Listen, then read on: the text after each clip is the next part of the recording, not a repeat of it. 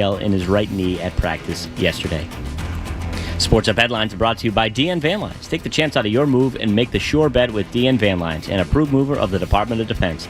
DNVanLines.com. I'm Kevin Majori on Boston's Home for Sports 98.5 The Sports Hub. Your next update with Joe Murray is at 7:30. Diving effort. He's got a breakaway. To the backhand. Throws it in front. Coming to the spot. The Sports Hub. Who cares? Show.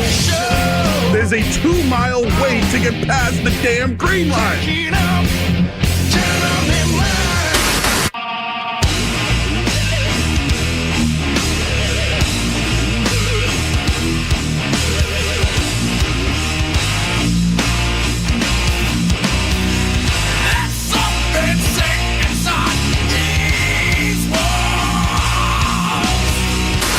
Anyone who gets scared by a bear in the neighborhood, call Joe Murray. I happen to trust Joe Murray. First time I ever met Joe Murray was at a hoop. All right, welcome in 98.5 The Sports Hub. I'm Joe Murray with you tonight for a full show of lots of talk before a Patriots game.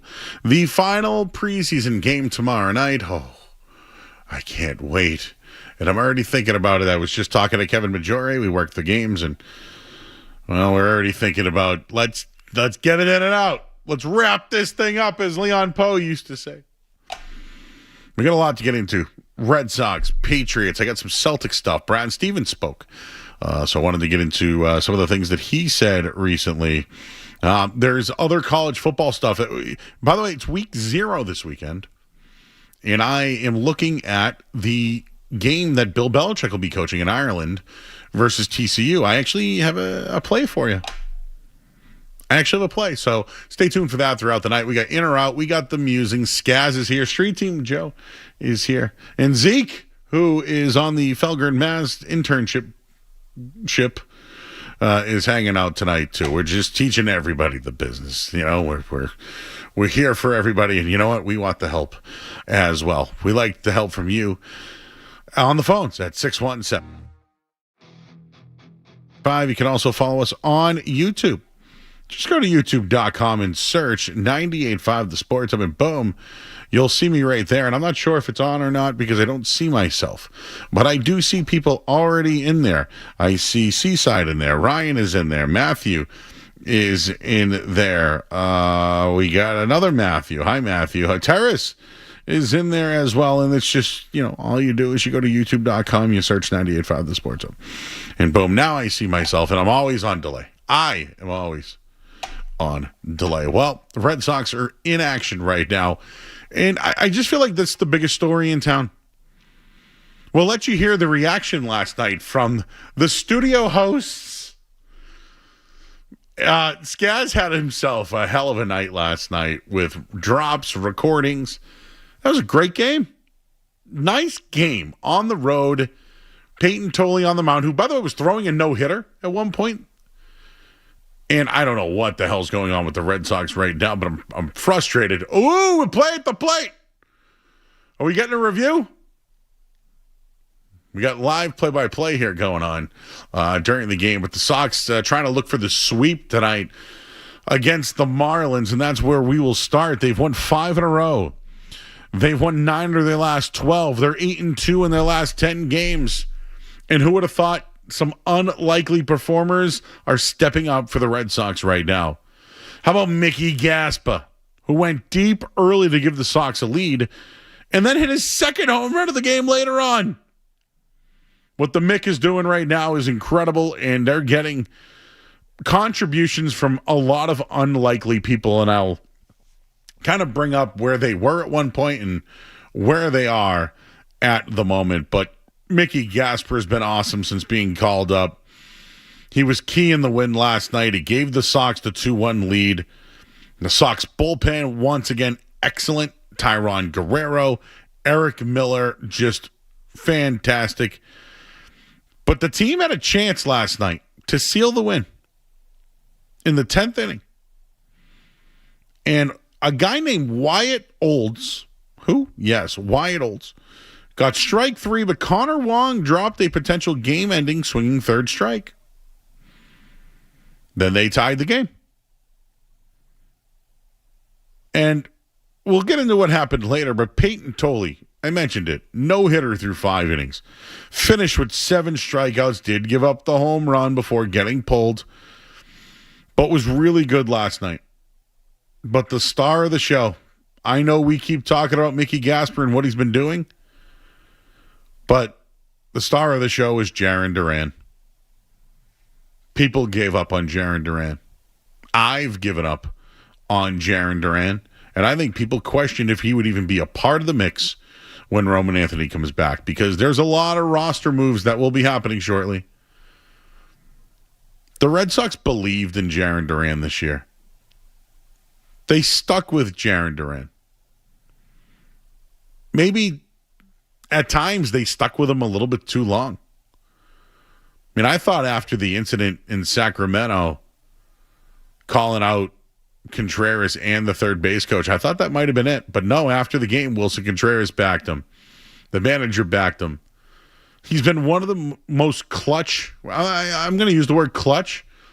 He's been a very clutch player for this team. His batting average is still below 210. He's probably going to hit 20 home runs and steal 20 bases. But the Red Sox believed in him. They stuck with him. They deserve credit for that. Will they do the same with Trevor Story?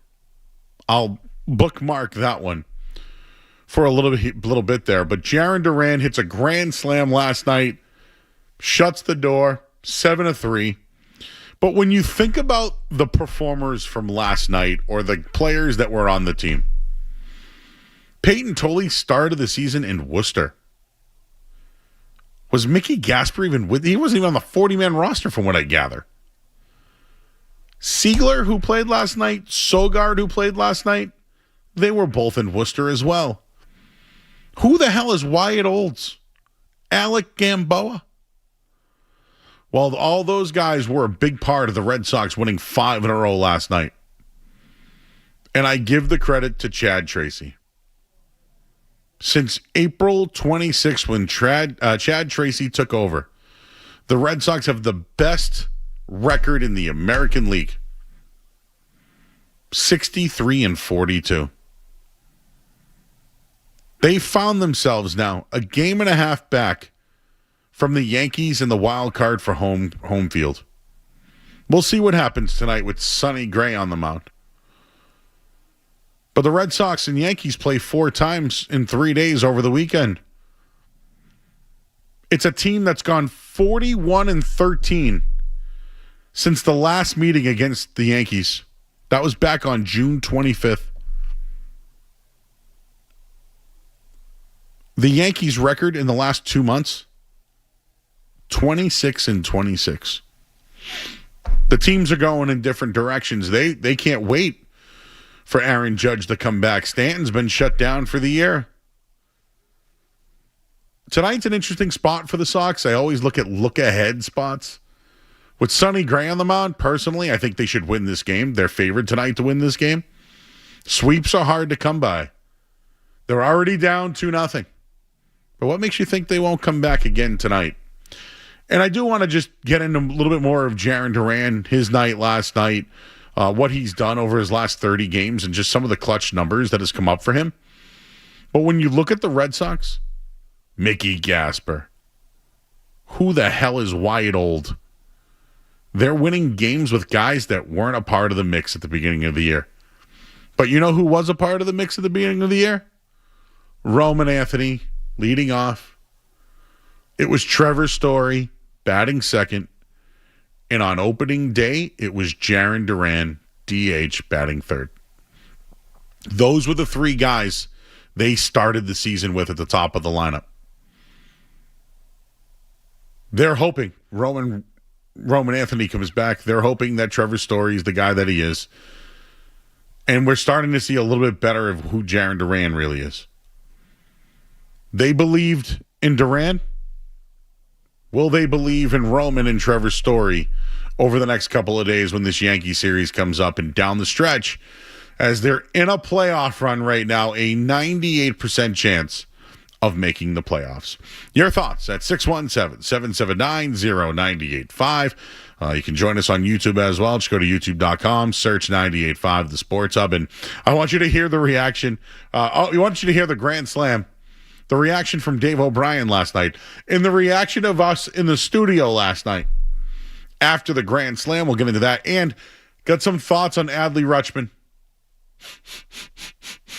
I got the sniffer out. We'll leave it there. I'm Joe Murray. You're listening to 98.5 The Sports Hub. Don't go anywhere. There's more Joe Murray. On the way.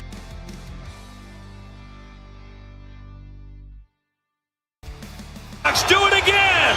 In the 11th. His 18th home run of the year. You can just feel it with these guys. 7-3. He got one up.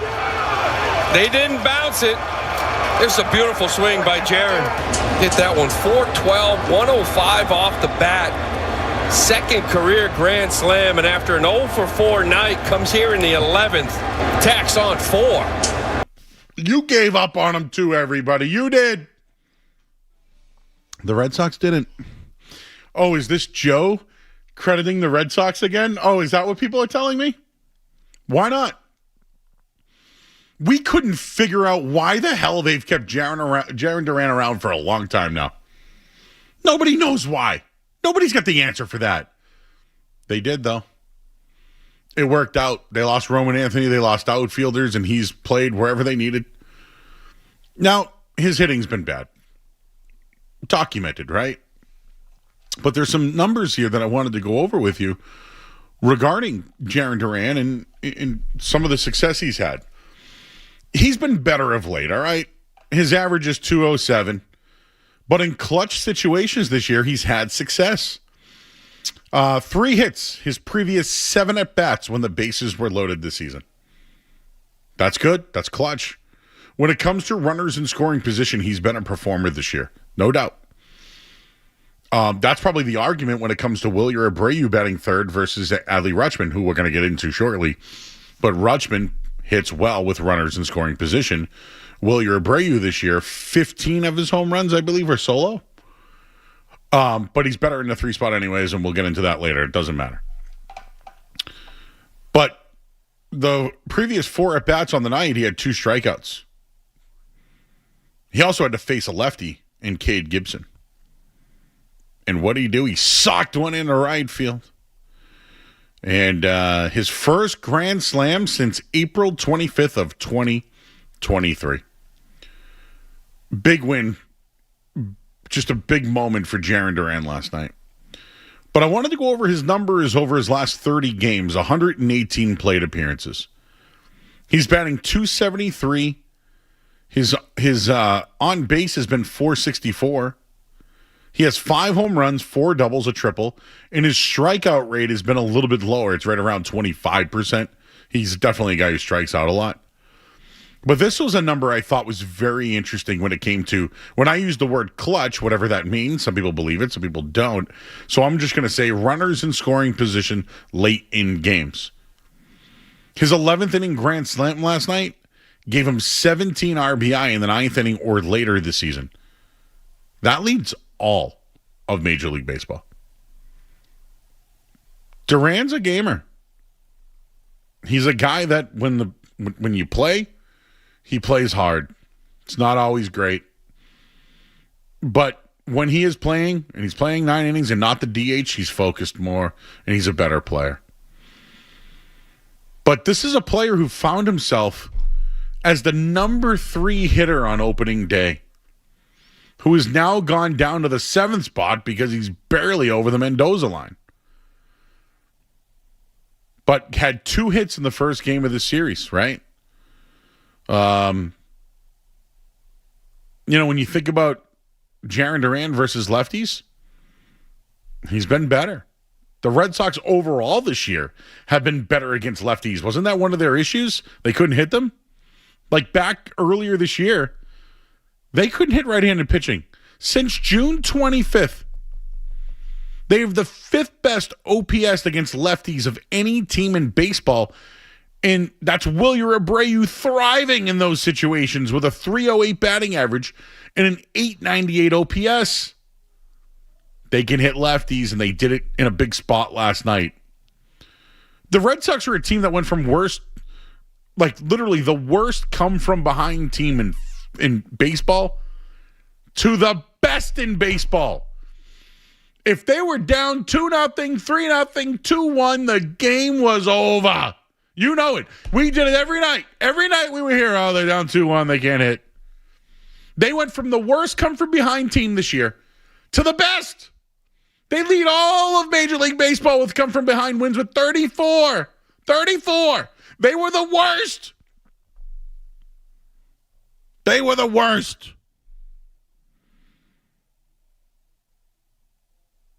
Man, I'm going to use that Yankees series as a jumping off point for this team. They play them this week, and I know reinforcements are on the way. Do you want to mess this up? Do you want to take Mickey Gasper out of the lineup? Or Nick So-So guard? I mean, I know what Anthony Siegler is. I know he hasn't played a lot. But when he plays, he performs. So you're going to adjust the roster over the next 4 days, 5 days for the Yankee series? I get it. You're a game and a half back. It's an important series. But you can't win with these guys? You need to call up Trevor Story? The Roman Anthony thing I'm in on. I'd like to get him back in the DH spot and back in the leadoff spot. Who goes down? I think last night, Jarren Duran solidified himself as the left fielder when Roman Anthony comes back. And you'll have Roman in the DH spot. Right now, you have Eli White and Jemai number 2. Not Jemai Webster, Jemai Jones. That's a lot of outfielders. But Eli White's your better defender late in games and has speed. And, I mean, Jemai Jones right now is batting .500. So who goes down? Oh, is it just Mickey Gasper? You just pull him down? The guy that has, 5 home runs in his last 9 games? This is what I love about baseball. I love to talk about the matchups. What's the manager going to do? What's the roster configuration going to be? These are the tough problems to have. Because at this time, last year, they were still fighting for a playoff spot. We didn't know what they were. Bregman was coming back off an injury. Like, this team, though, a 98% chance to make the playoffs with the pitching staff they have and the bullpen that they have. We'll go into that bullpen coming up in just a little bit. I just don't know who you take out. And there are other guys. I mentioned Trevor Story. IKF is somebody that at least said he'd wait till September 1st. How about Garrett Whitlock? What happens with him? Is he ready for the Yankee series? Do you just send back an Olds or a Gamboa? Is it just easy as that? I mean, I'm watching right now, and Mickey Gasper just worked a walk to make it a first and second.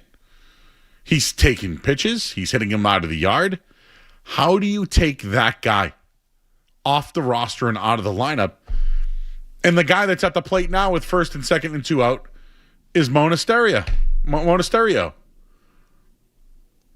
He walked earlier in this game.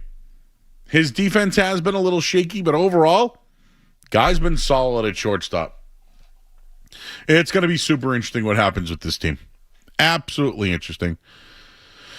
A couple other things I wanted to mention here. The plan is for Anthony Story and IKF to be in Worcester's lineup tonight. Roman has been good. IKF said, again, he'd wait till the 1st. I already mentioned that. And there's some news on Curtis Mead. His 4-week scan showed enough healing in his fractured left wrist. So the Red Sox removed his cast today. They put him in a splint. I mean, at least it's a step forward for him. He played 1 game since the trade deadline. I don't even know what to expect of him at some point.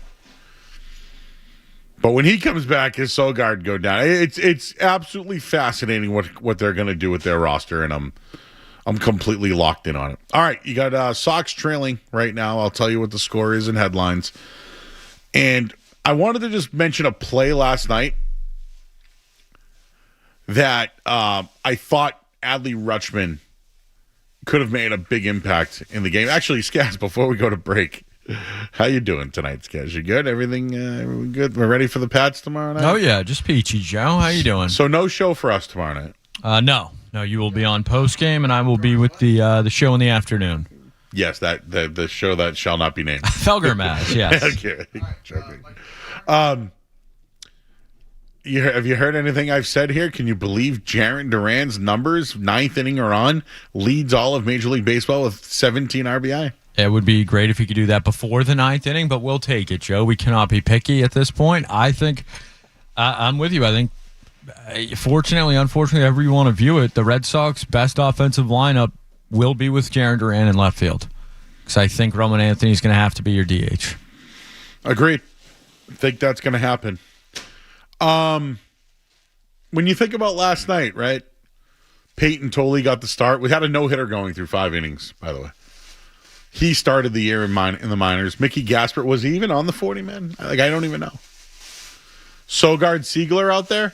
Hey, who's Wyatt Olds? Do we ever get any info on him? He got kind of hosed last night. Had a strike 3, got dropped, which we'll get to. Like, these guys weren't a part of the mix. I'm crediting the Red Sox, Skaz, on still believing in Jarren Duran. Do they deserve credit for that? Am I giving too much credit for the Red Sox standing by Jarren Duran despite everything? Yeah, probably. He's not, Willie Mays or anything. He's Jarren Duran. You probably could have put someone else out there in platoon for a while and not had the atrocious stretches that he had at the plate, but he's worked his way back, Joe, and he's just fine. So it's a yawn for you. Yeah, I'm not giving the Red Sox credit for having one of the worst left fielders the entire season, but he's good in the ninth inning. Not giving them credit for that. They're the Boston Red Sox. How about sticking with him? No. Okay. No, I'm not giving them credit for that. Okay. It's not like he's been good. He just hasn't been the worst player in baseball. Okay, so here I am, sitting here, saying that the Red Sox deserve credit for sticking with him. You disagree. How about, should we give them the same leeway with Trevor Story? No, because shockingly, Trevor Story is actually worse at the sport of baseball than Jarren Duran, which is tough to believe. Kind of hard. But he's almost, I would say, significantly worse than Jarren Duran. He's not nearly as athletic. He's not great at defense. He doesn't know what a strike even looks at. So I hope Trevor Story has no leash. But listening to the Baseball Hour today and Jared Carabas, it seemed like Trevor Story's going to be back, and we're going to have to deal with that. He sucks in the minors right now. He sucked in the majors, too. Don't you know the story of him at this point? Like, he is what he is, right? It's just... But going back, I mentioned all the guys that weren't a part of the year to start the season. You know what the 1, 2, 3 in the lineup was? Roman, Story, Duran. 1, 2, 3. It failed. It failed. So should we believe in the Red Sox still thinking these guys can help? I think that's a big question. Also, Skaz, I think you should we should play the live reaction in studio last night. It was intern Derek's last night. We were actually playing a bit about a weatherman that I believe is from New England. And the weatherman was laughing so much that I made a reference of Fatty McGee. For those who don't know the Fatty McGee bit.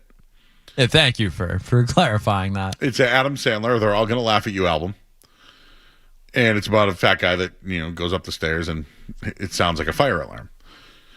So I was explaining that. Street Team Joe is in studio. He was.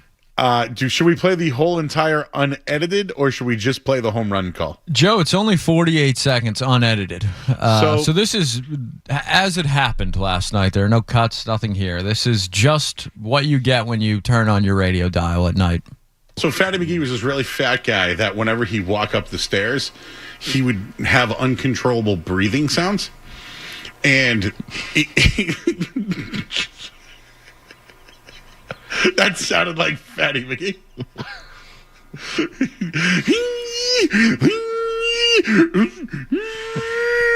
The Fatty McGee is Hey,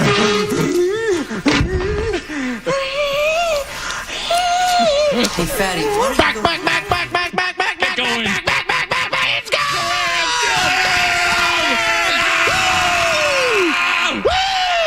Jerry Duran! the Red Sox. Bring out the helmet! He's still got it! He's still got it! Marge Simpson for everybody. And once again, there are 0 edits in that piece of audio. I can confirm it because I cut the screen shared video, and there was no edits at all. I didn't have to do any edit. That was exactly the way the hit the grand slam. So what's the funniest part about that, Skess? Is it the Marge? I like that you explained that Fatty McGee is a really fat guy. Okay, I enjoy that part. That part tickles me.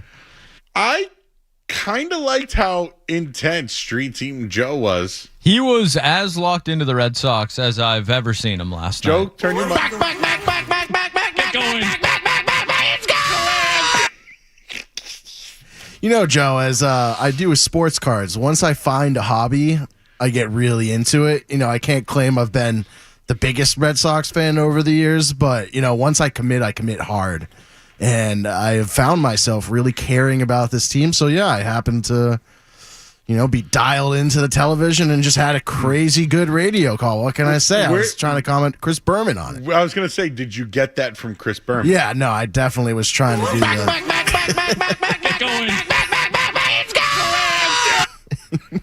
That was just like the perfect comment. I'm still laughing about like, oh yeah, the Marge Simpson. Like I found the Marge Simpson part the funniest. Just No like, one laughed because no one's gonna understand. Like unless they were listening to the show. Like if they just saw that clip, they're like, what is he talking about? Marge Simpson. For Like everybody. oh yeah, when Marge lets a hand down, that's what she can make. That's what I said. Last night we got into the top 25 most sexy. Well, when you say we, Joe. It was actually we read from a article about cartoon women. So Fatty McGee was this really fat guy. But Joe, I was just taking your advice. I love when you call the game live or like even when you watch Jaws and you're telling us what happens. So I was just taking after you. It was like, oh, let me share what's my experiences right now. And Duran, you know, he pelted that home run. Wait until there's Maction on a Tuesday night versus Northern Illinois and Ball State, and I got the over, and they're scoring back and forth. Oh, you know, I love Jeremy, and I miss him every day now. But this guy's in the system. The BC played Northern Illinois on a Thursday night, and in the system, it's just me going, touchdown by the freshman. But it was like the way that I did it was like I was literally at the game. Like, just like you were back. And when you went, yeah, like your voice. What you gotta have a better call than that, right? Like you were locked in. I was locked in. I'm telling a story about Fatty McGee, and you're just watching the game. I had a feeling, Joe. You know, Jaron Duran and I have a weight. You know, we have a competition going on. And I've been a little stagnant for the last couple of weeks, and he's not going to get to 265, but he has been on a little bit of a heater, some might say. People are turning around on Jaron Duran. All right, Joe, you were just giving Jaron Duran flowers a second ago. Skaz, shut that down. I'm on Skaz's side, but I will say he does have a little bit of a gamer in him, doesn't he? Like when he's up in a clutch moment, he can show up. He's not like a total loss like I think Trevor Story would be, where you have zero confidence in the guy doing anything. Skaz made a good point that Trevor Story is worse than Jaron Duran, which is very hard to do. Did you find the clip of me live doing play? Woohoo! BC with a touchdown, baby, just before the half. What a throw by the freshman. Yep. What year? What year was that? The quarterback that was, he ended up playing in the NFL. Brown was his last name. He was a freshman. That is labeled September 1st, 2017. Wow. Almost 9 years? 9 years. Almost there. Week 0, Joe. That quarterback, I think his name was Anthony Brown. He was a freshman. They gave him the start that night on national television. Woohoo! Does that sound like the Pillsbury Doughboy? Woo-hoo! The Pillsbury Joe Boy? Woohoo! The drops this week, though, alone. Oh.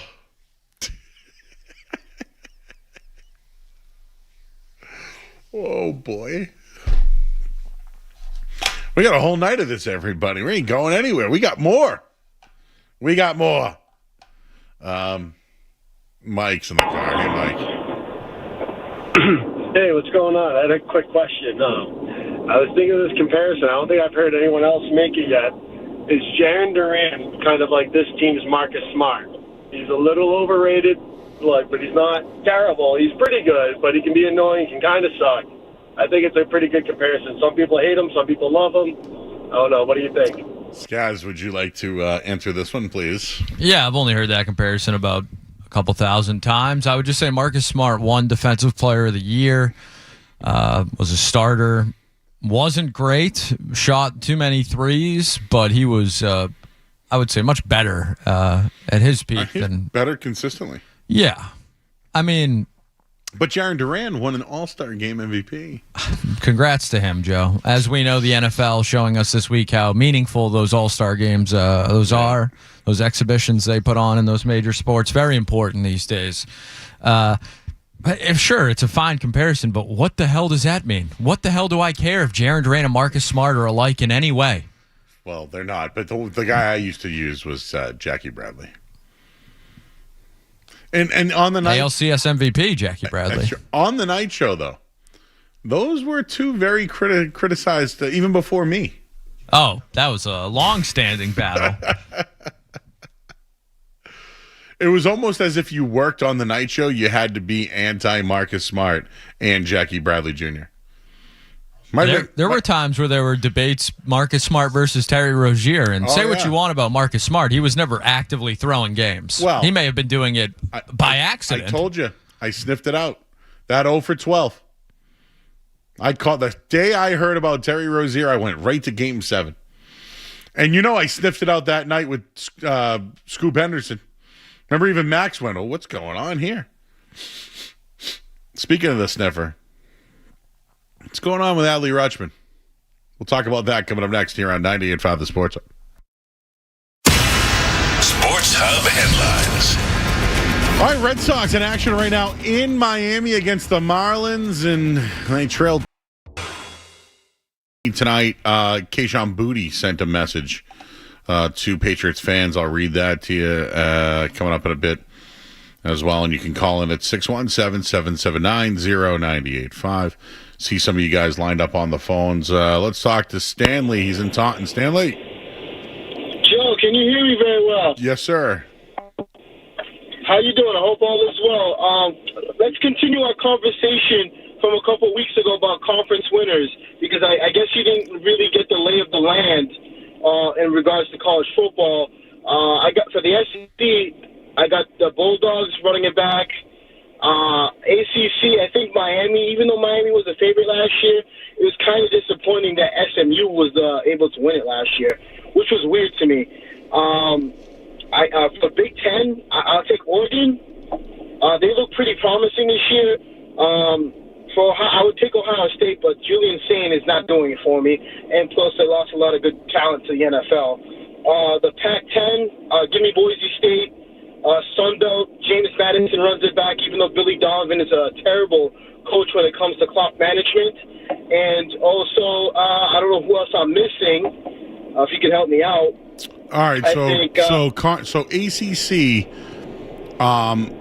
SMU is definitely loaded. I think Miami. You know who I kind of like is Louisville. They're plus 850 in that conference. The American, dude, Navy's supposed to be loaded this year. All right, I think I'm losing Stanley.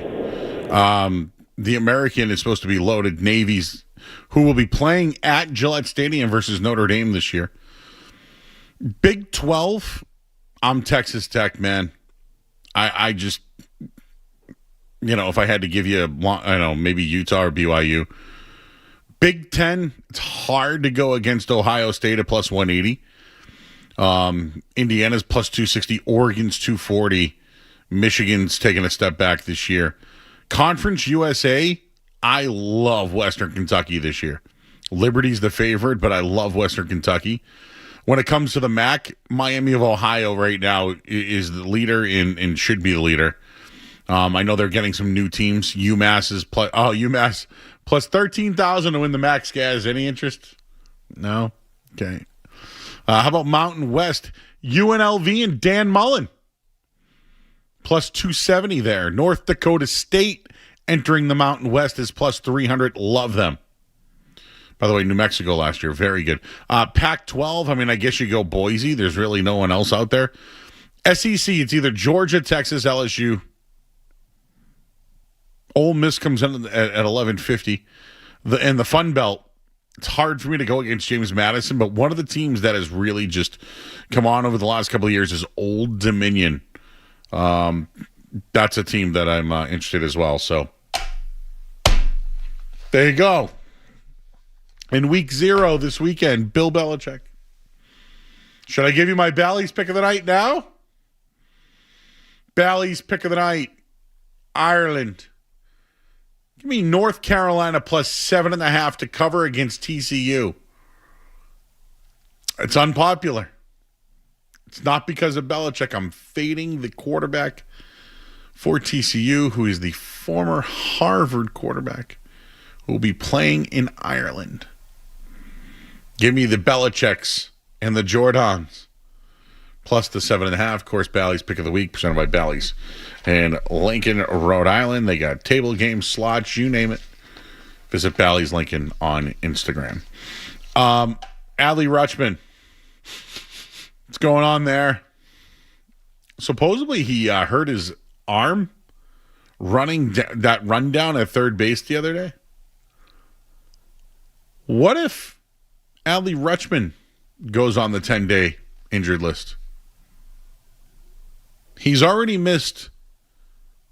This is 2 nights in a row, right? So 1, 2. Could they retroactive him now 2 days, 3 days? That means he would miss. So tonight, so he'd miss 3 games, 4 games, but 3 days. So 1, 2, 5. So he'd miss the next 2 series. Could the Red Sox go the next 2 series without Adley Rutschman's bat and him behind the plate? The Yankee series I know is important. It's a big part of what the Red Sox are trying to do, is pass them at this point and try to get home field in the playoffs. So you got tonight, you got 4 games against New York, and then you have a 3-game set against Seattle.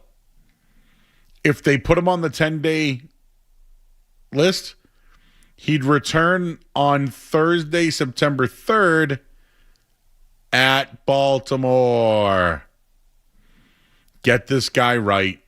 Give him as much time as he needs. The issue is Mickey Gasper and Connor Wong are your catchers. Can they get through the next 8 games without Adley Rutschman? I think Mickey Gasper's at least deserving of some at-bats, but can he handle it behind the plate? They traded for this guy. They gave up the future for him. They might have traded him when he was hurt or he came back too fast. I hope it isn't a story about this guy. Gets hurt all the time, plays hard. I got the sniffer out on this one. It doesn't smell good for me on Adley Rutschman. We'll leave it there at 617-779-0985.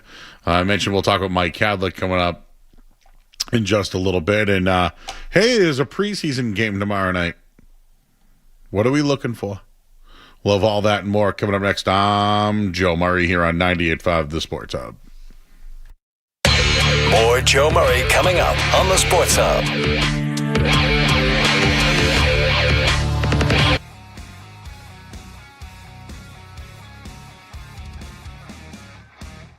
Before we could take him, followed his career last year with Houston, and thought it was pretty remarkable that, as a rookie who hadn't played much during the regular season, that they trusted him enough to play the majority of the playoff games and just continue to follow him. And when we determined that he might be available, that he was someone that we wanted to acquire. Oh, wow. Skaz is here. Street Team Joe's back there. I see intern Zeke back there as well. We're going to talk to Mike Kadlick coming up shortly. Kayshon Boutte has penned a message. He's penned a message, a heartfelt message to Patriots Nation. New England, it's hard to put into words what these last few years have meant to me. Being selected with the 187th pick in the 2023 NFL Draft by the New England Patriots was a dream come true. From the moment I arrived, I was welcomed into the organization built on hard work, accountability, and a standard of excellence. I want to thank Mr. Kraft, Coach Belichick, and everyone behind the scenes who poured into me. I also want to give a special thank you to Coach Vrabel, Todd Downing, and Josh McDaniels. Thank you for believing in me, trusting in my abilities, and helping me grow not just as a football player, but as a man. Your guidance, your honesty, and your confidence in me played a huge role in my development on and off the field. I'll always have the utmost respect for each of you and forever will be grateful for the time, effort, and belief you invested in me. Thank you for helping shape the player and person I am today. I'll carry those lessons with me for the rest of my career. Patriots Nation, thank you for embracing me from day one. Your support through every high and low never went unnoticed, and I'll always be grateful for the opportunity to wear the Flying Elvis on my helmet. I'll always look back on my time in New England with nothing but gratitude and respect. Once a Patriot, always grateful. From requesting a trade in March 2026, not knowing what the future holds, I thank the Patriots for doing right by me and sending me to an organization I truly wanted to be a part of. I'm incredibly excited for what's ahead with the Houston Texans. Oh, that last part there, huh? I requested a trade in March. I didn't know what the future would hold. Thank you, Patriots, for doing right by me. You sent me to an organization I wanted to be a part of. That's the story, right? Whether it's the Jalen Reed trade, the 7th round pick, whatever, the Patriots did a solid for Kayshon Boutte. Personally, in that league, I don't care about doing solids. I mean, think about this town, right? Remember when Brad Marchand got traded? Remember that first round pick, guys? It's gone now. Remember when they traded him, they did him a solid? They sent him to Florida. We'll send you a solid. We'll send you to Florida. And he just went on to win a Stanley Cup. So I'm supposed to give credit to the Bruins for doing that because they did Marchand a solid? I want to win. I want to win. So literally, Kayshon Boutte, if you ask me, yeah, great. You went to a good spot. You're with Nick Cayley. You know the offense. You can get right in it. Nick Caserio knows everybody anyways.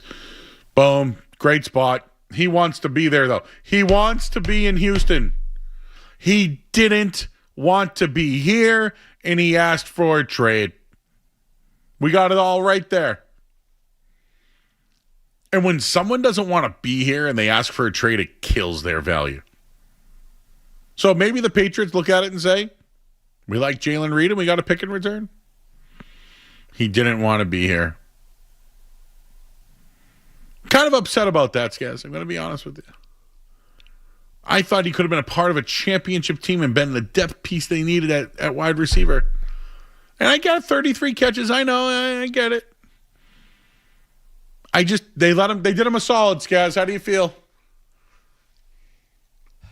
I don't like it, Joe. Thank you. I don't want the Patriots to get rid of good players. I think Kayshon Boutte is a good player. I especially don't want the Patriots to get rid of good players that they drafted and developed. A skill position player, a wide receiver, something that this organization has basically struggled to develop my entire life. The last, 30 years, it feels like they've struggled to draft and develop wide receivers. So you finally do that, and now you ship them off to the Houston Texans, a team that you beat last year, but certainly wasn't pretty for either side. Now you're helping their offense and a young quarterback over there. I know they've had some injuries this offseason with their offense, so I think it is a good move for the Texans. I would rather have Kayshon Boutte on my football team than Jalen Reed.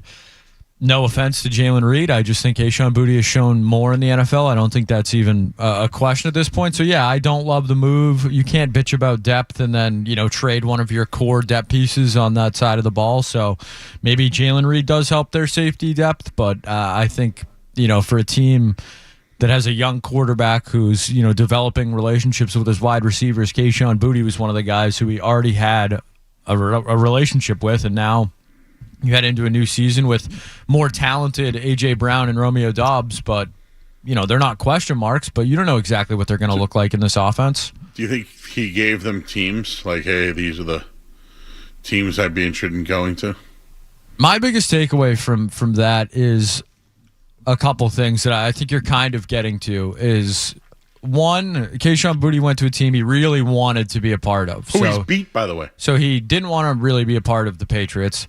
The other thing is the whole aspect of the Patriots doing him a favor. What happened to the New England Patriots that you're doing Kayshon Boutte a favor? Not that he's a total scrub, but they don't do anybody favors, really. You can't pay Christian Gonzalez, but you're going to do Kayshon Boutte a favor to send him out of here because it saves you a few bucks.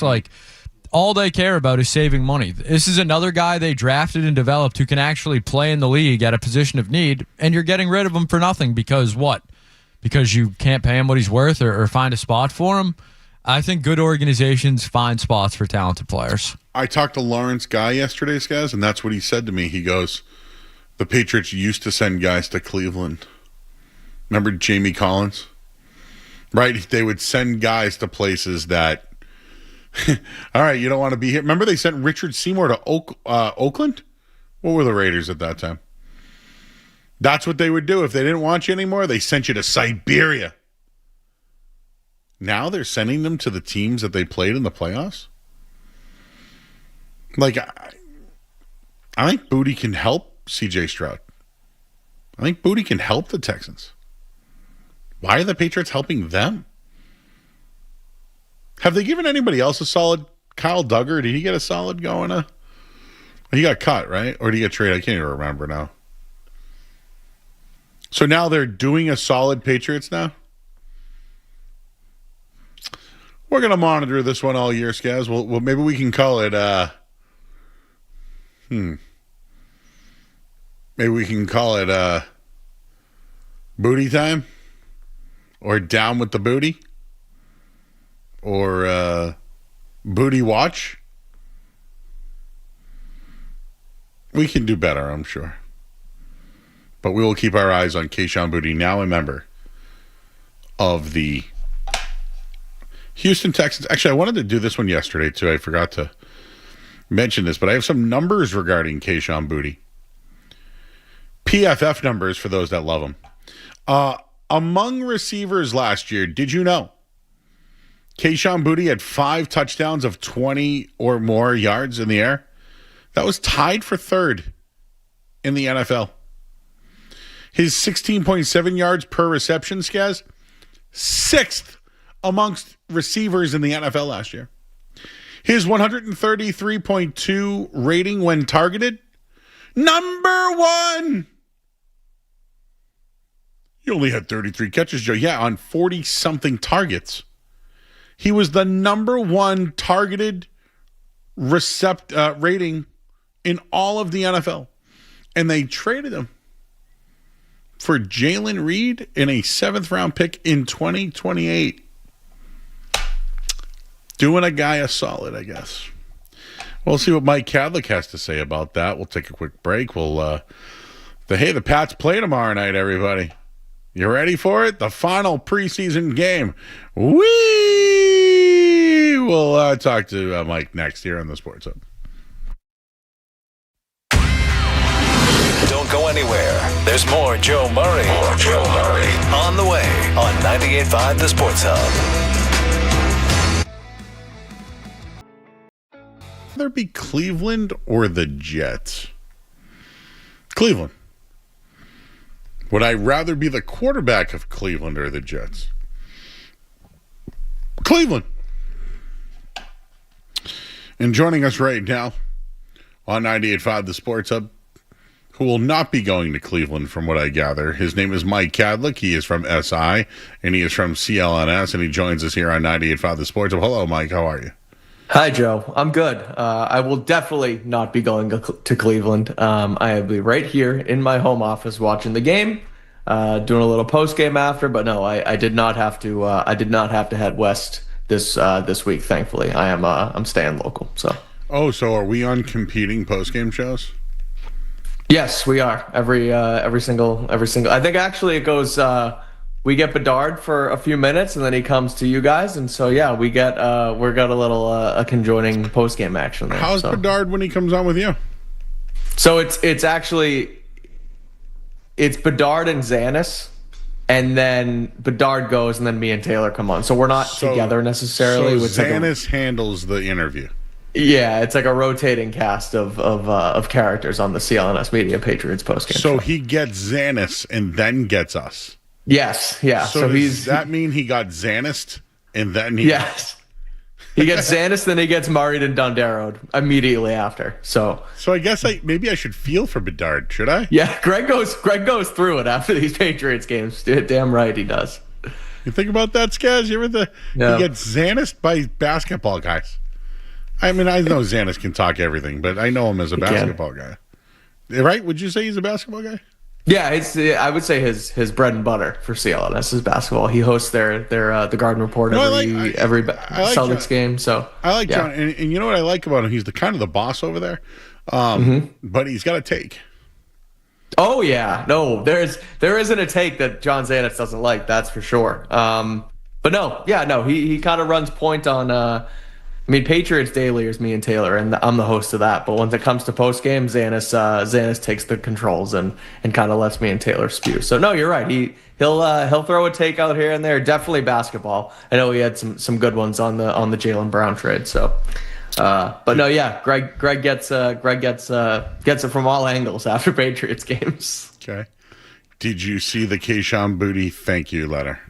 I did. Thought it was heartfelt. Thought it was the truth. Obviously, guys, I'm kind of reading through it now. I posted it actually on Twitter, and I mean, guys don't have to do that, right? A lot of Jaylen Brown didn't really. I don't even think he called the Celtics by name, if I have that right. Again, we'll leave that to Zanis. I'm not a basketball guy, but so yeah. I mean, I think Keyshawn for what he did enjoyed his time here. I think, and Elliot Wolf said it yesterday. He really matured over his 3.5 years here. I mean, he came in, he had the gambling scandal. He talked early on about, give me the ball, I'm the best receiver here, and kind of turned himself into a team player after that. Now, going into this year 4, it's his contract year, doesn't have the option because he was a 6th-round pick, and kind of gets overshadowed by the likes of A.J. Brown and now Romeo Doubs, and even though he turned into Drake's number one deep threat, rather, someone who he could trust and can throw the ball to down the field on a whim and know he's going to come down with it. Still felt like there was a lot to this. He wrote it in the message himself that he requested a trade back in March. So that was even before they officially traded for A.J. Brown. So I think he kind of knew the writing was on the wall, as most of us did. But Patriots did right by him. I think he has respect for the organization, and I'm happy to see him go to a place that he's going to get used more because I think he's a really good player. So he didn't want to be here, and he admitted that he asked for a trade, and that they sent him to somewhere he wanted to be. I don't like that. Basically, I had a chance. I talked to Lawrence Guy yesterday, and he was telling me when he played, they would trade those guys to Cleveland. You know, I mean, if you go way back, Richard Seymour was sent to Oakland at the time, right? Jamie Collins, I think, got traded to Cleveland. Jamie to Cleveland. So I'm just mentioning that's how they used to do things. Mm-hmm. Do you think that they wanted to do Boutte a solid because, Well, there's a couple of reasons. Maybe you mentioned the gambling stuff. You mentioned his personal stuff. Maybe they like the guy and they want him to be in a system where maybe he can thrive. I just would hate to send him somewhere like the Texans because, I don't know, remember he beat the Texans? He's had good games against the Texans. So I guess for them, if you can't beat them, join them.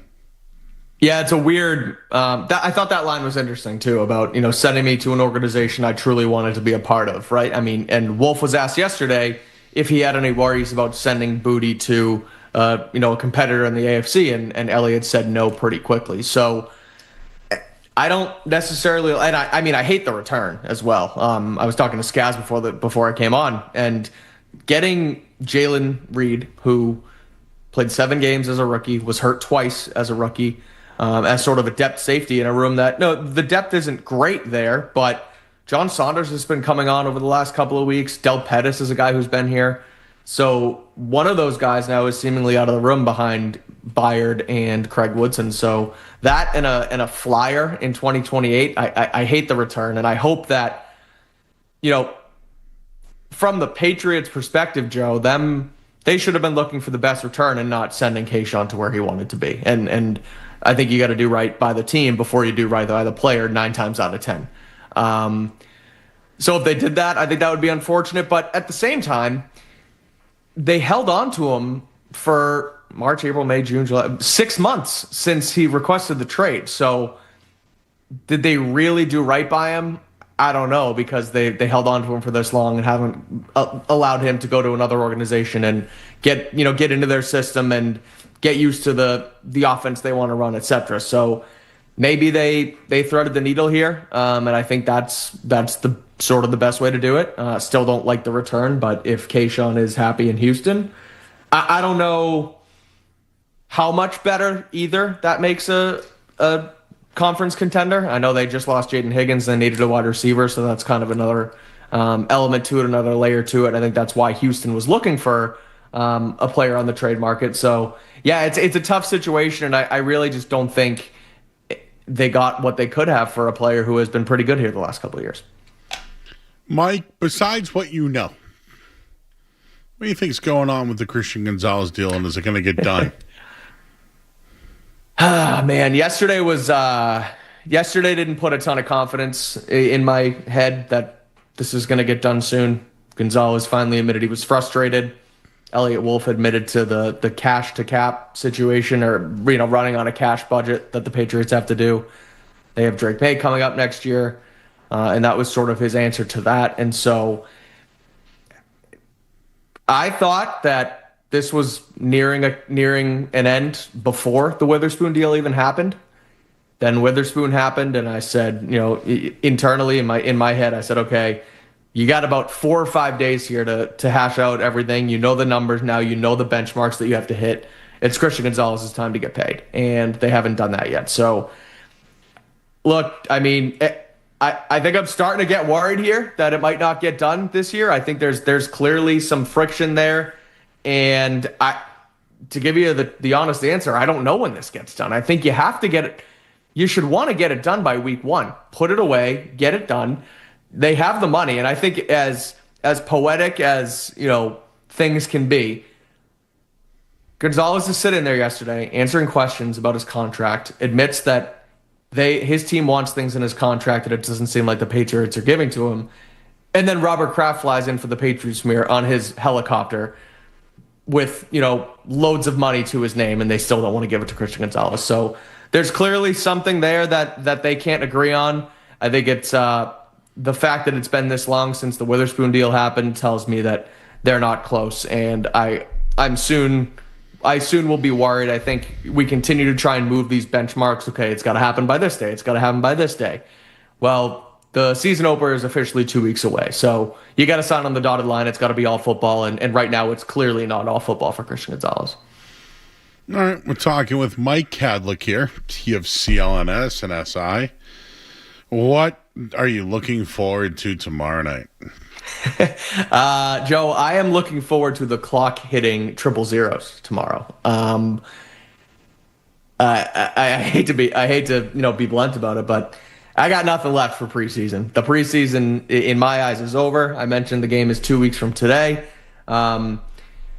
I mean, I guess you can look at some of these depth concerns that we've continued to talk about: the offensive line, the linebackers, the safety room. Maybe if Jalen Reed does end up suiting up and playing a couple snaps, get used to the defense. I'll be interested to see that. Maybe a little bit of these running backs behind Ramondre Stevenson and Trayvon Henderson, guys like Jim Miller, Lam Larison, Hassan Haskins, all kind of battling out for a running back 3 spot if they even keep one. I could see them maybe just keeping the top 2 guys and then rotating the third back off the practice squad, especially after they lost Terrell Jennings to injured reserve earlier this year. So some of these depth pieces, I think that's kind of what you want to see if guys can make a last-ditch effort to make the roster. But, I mean, really, and the truth of the matter is, Joe, you asked what number one thing I'm looking forward to. It's the clock hitting zeros. It's the Seattle prep. It's roster cuts, getting us to the weekend, finding out who's going to be on this team, and seeing the decisions they make and where this team's going to go once the regular season hits. I think when you look at this Patriots team now, it's been a lot about the preseason and the roster building and the young guys and the build-up for the last 3 or 4 years. Now this is a contender, and it's time to play some real football. Will anybody make the team undrafted or any surprises cuts? Undrafted, let's see. John Saunders, I can't remember. I think he was undrafted last year. I know they just brought in the kid from Houston, so that's a little different. Yeah, John Saunders. Yeah, Jalen Reed. So I really liked what I've seen from Saunders. He's been a ball magnet over the last couple of weeks. I think he has 5 interceptions now. So, you know, a guy to build out that safety room, I think he'd be exciting as an undrafted guy. But he was undrafted 2 years ago. As far as this undrafted free agent class, Khalil Jacobs at linebacker has been the best backup linebacker behind Robert Spillane and Christian Ellis throughout camp. Now he got injured in the preseason game against the Eagles. He has not been out there since then. So that's a situation to sort of monitor to see if he can make the team as a UDFA. Tanner Arkin is a name that's been talked about on these airwaves a couple of times. We talk about him a lot on CLNS. Taylor is a blocking tight end savant. He can't get enough of Arkin. I think they're going to really try and lead into this run game even more this season with the loss of Julian Hill. I think Arkin can make an impact and make the team. He hasn't been great. They've kind of used him at a fullback throughout the offseason, or at least in these preseason games, rather than as like an inline tight end. I think that role will change a little bit, and you can kind of see some improvement there. So, yeah, I think Arkin and Jacobs are really the 2 UDFAs to watch. I don't think any of the UDFA wide receivers are going to make a push here. So that's kind of where that stands roster-wise. Okay. There was this sandwich that we were talking about.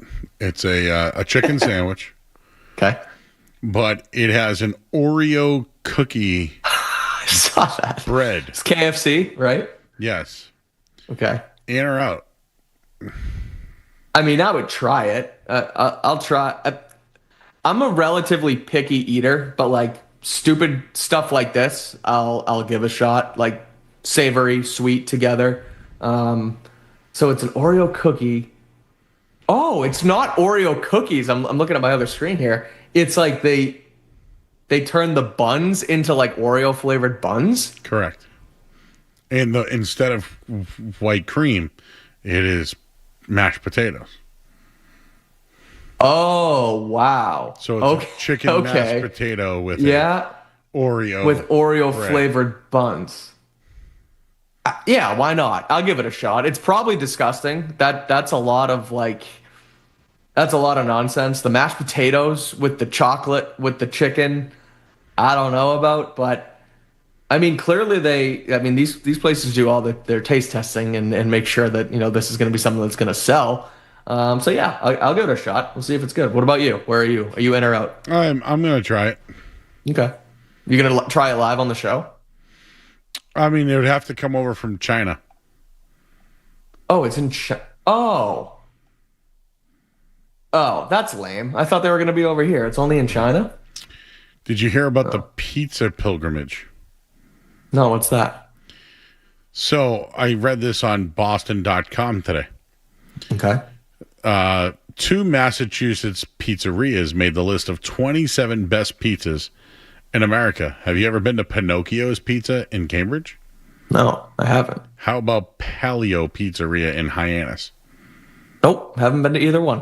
I would not put those on my top lists of pizza in Massachusetts, never mind the United States. What would be your number one in Massachusetts?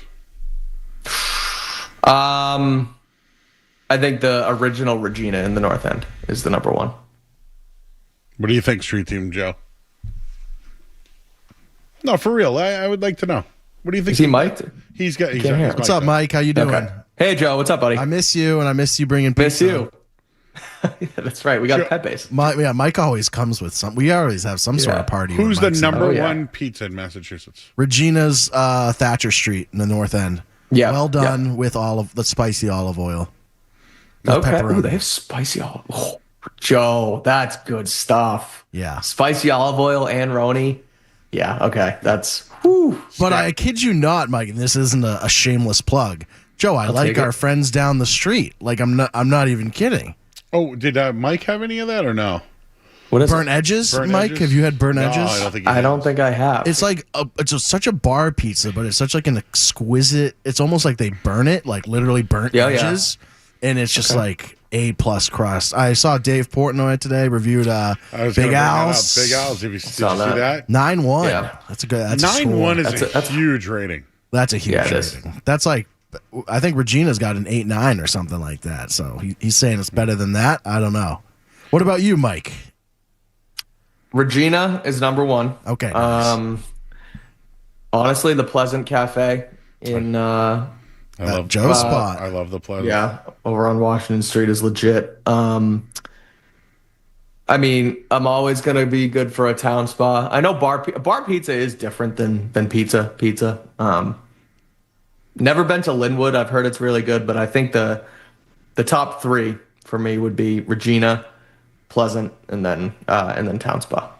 Joe, what's the place in East Boston? Santarpio's. Santarpio's. A lot of people love that. That one's good too. I focus on the lamb. When I go Santarpio's there. is very good. You just got to eat it right away, and I think the one in Eastie is better than the one in Peabody. Haven't been to the PB one. I've been to the EC one. We got the steak tips as well from there. They're pretty good. Oh, very, very good. Yeah. Now, there are. I love the Pleasant because we grew up there, and I don't. I'm not going to tell. Did I ever tell you my poop story? No. I was at your cousin's house. Okay. I've already shared it this week. I don't know if I should share it again, but I was backed up for 5 days. And 5 days. Me and your cousin Chris. Would you call him your cousin Chris now? Cousin-in-law, I guess. Cousin-in-law. Sure. We got Dragon Chef Chinese food from Rossi Square.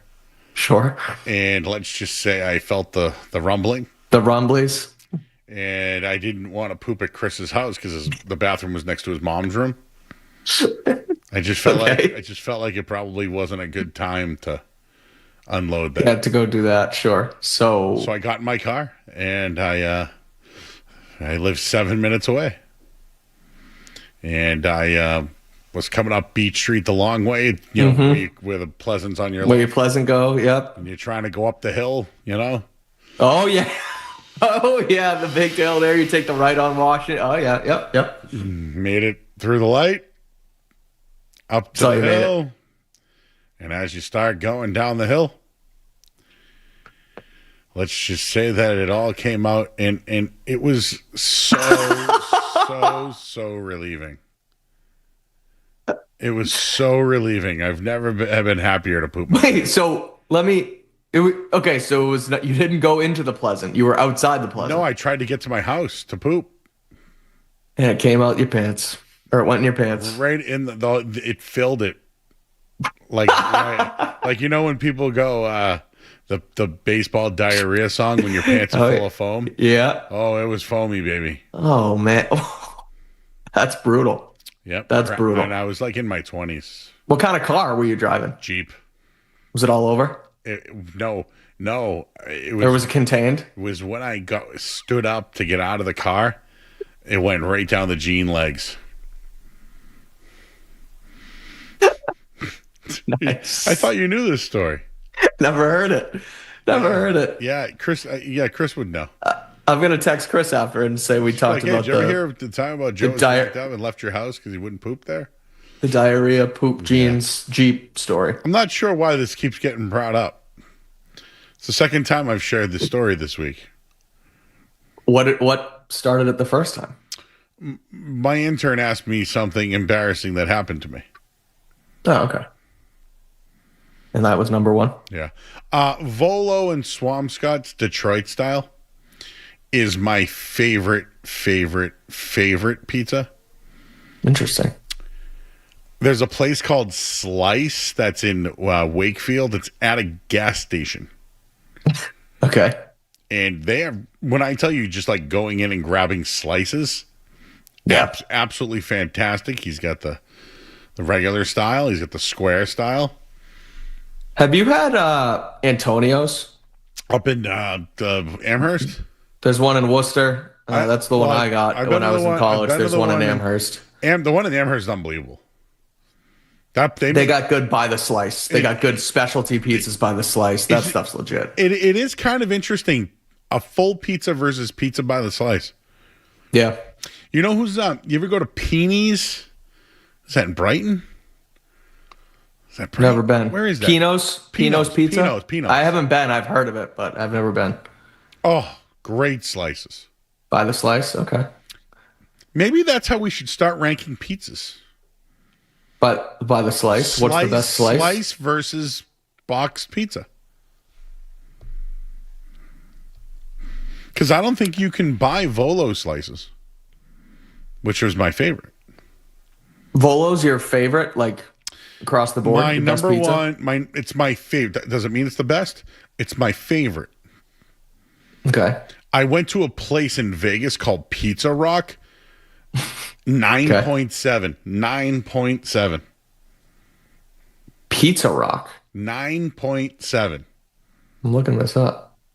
In Vegas. 9.7, dude. That's legit. So is that the best pizza you've ever had then? And I flew thousands of miles for this pizza. Yeah, right.